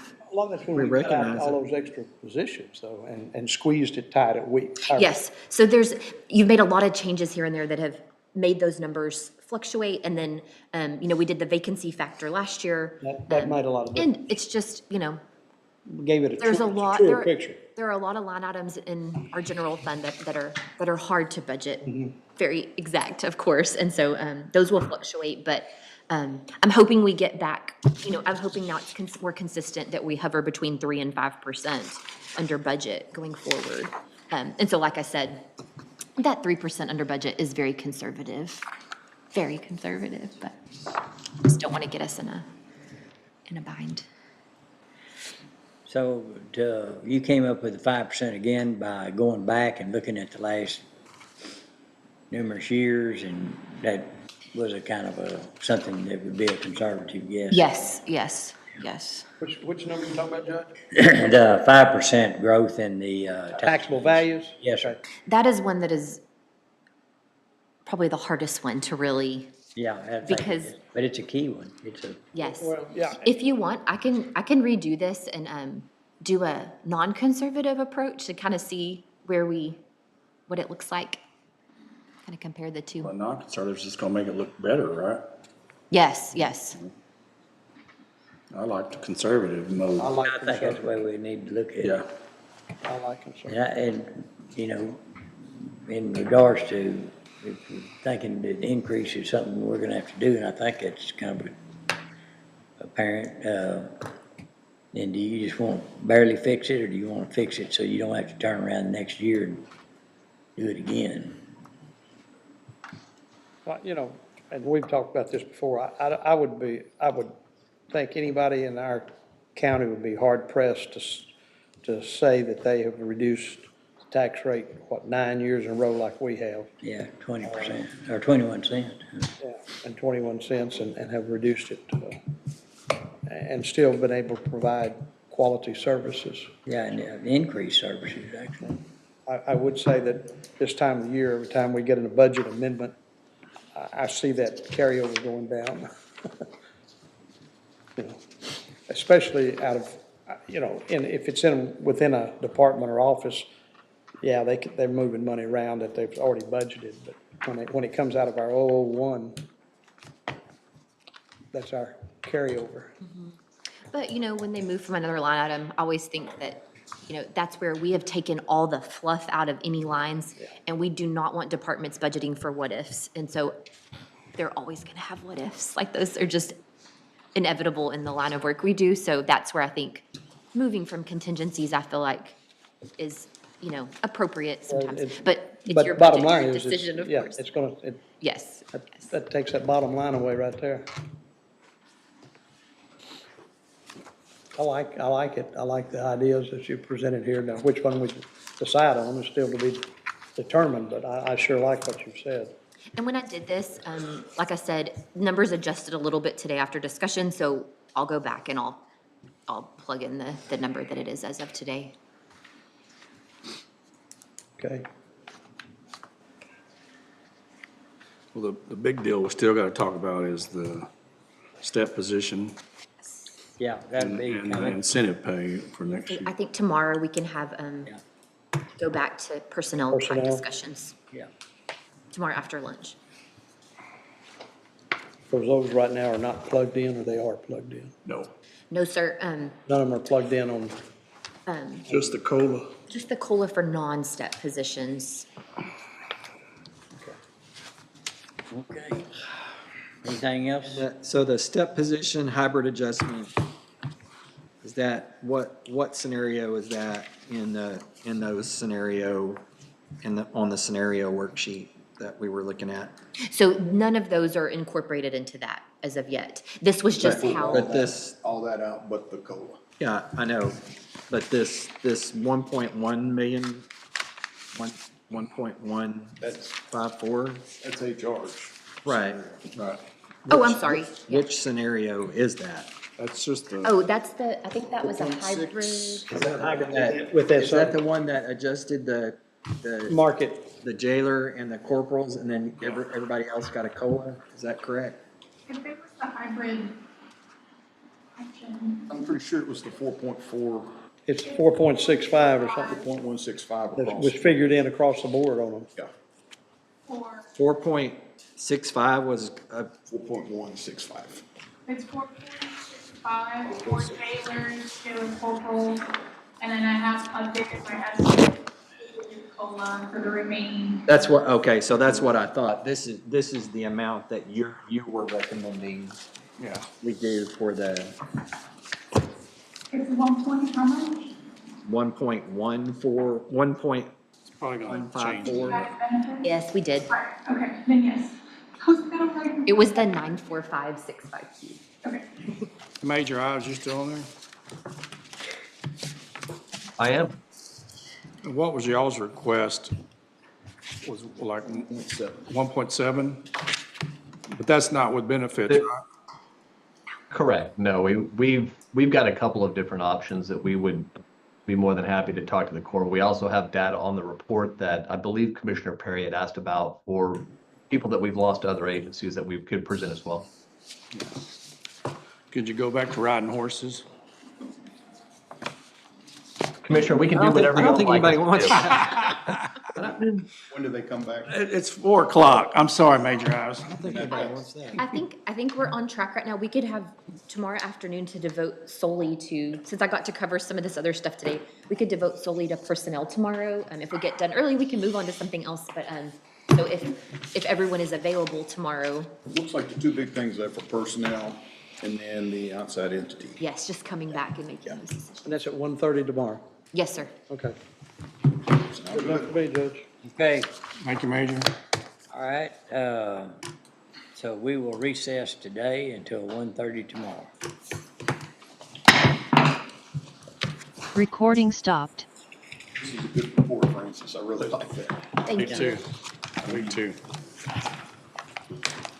Well, I know just, it's a I know it's kind of inevitable, so what's the strategy in getting there? Don't be offended if I drink a beer tonight, do you? No.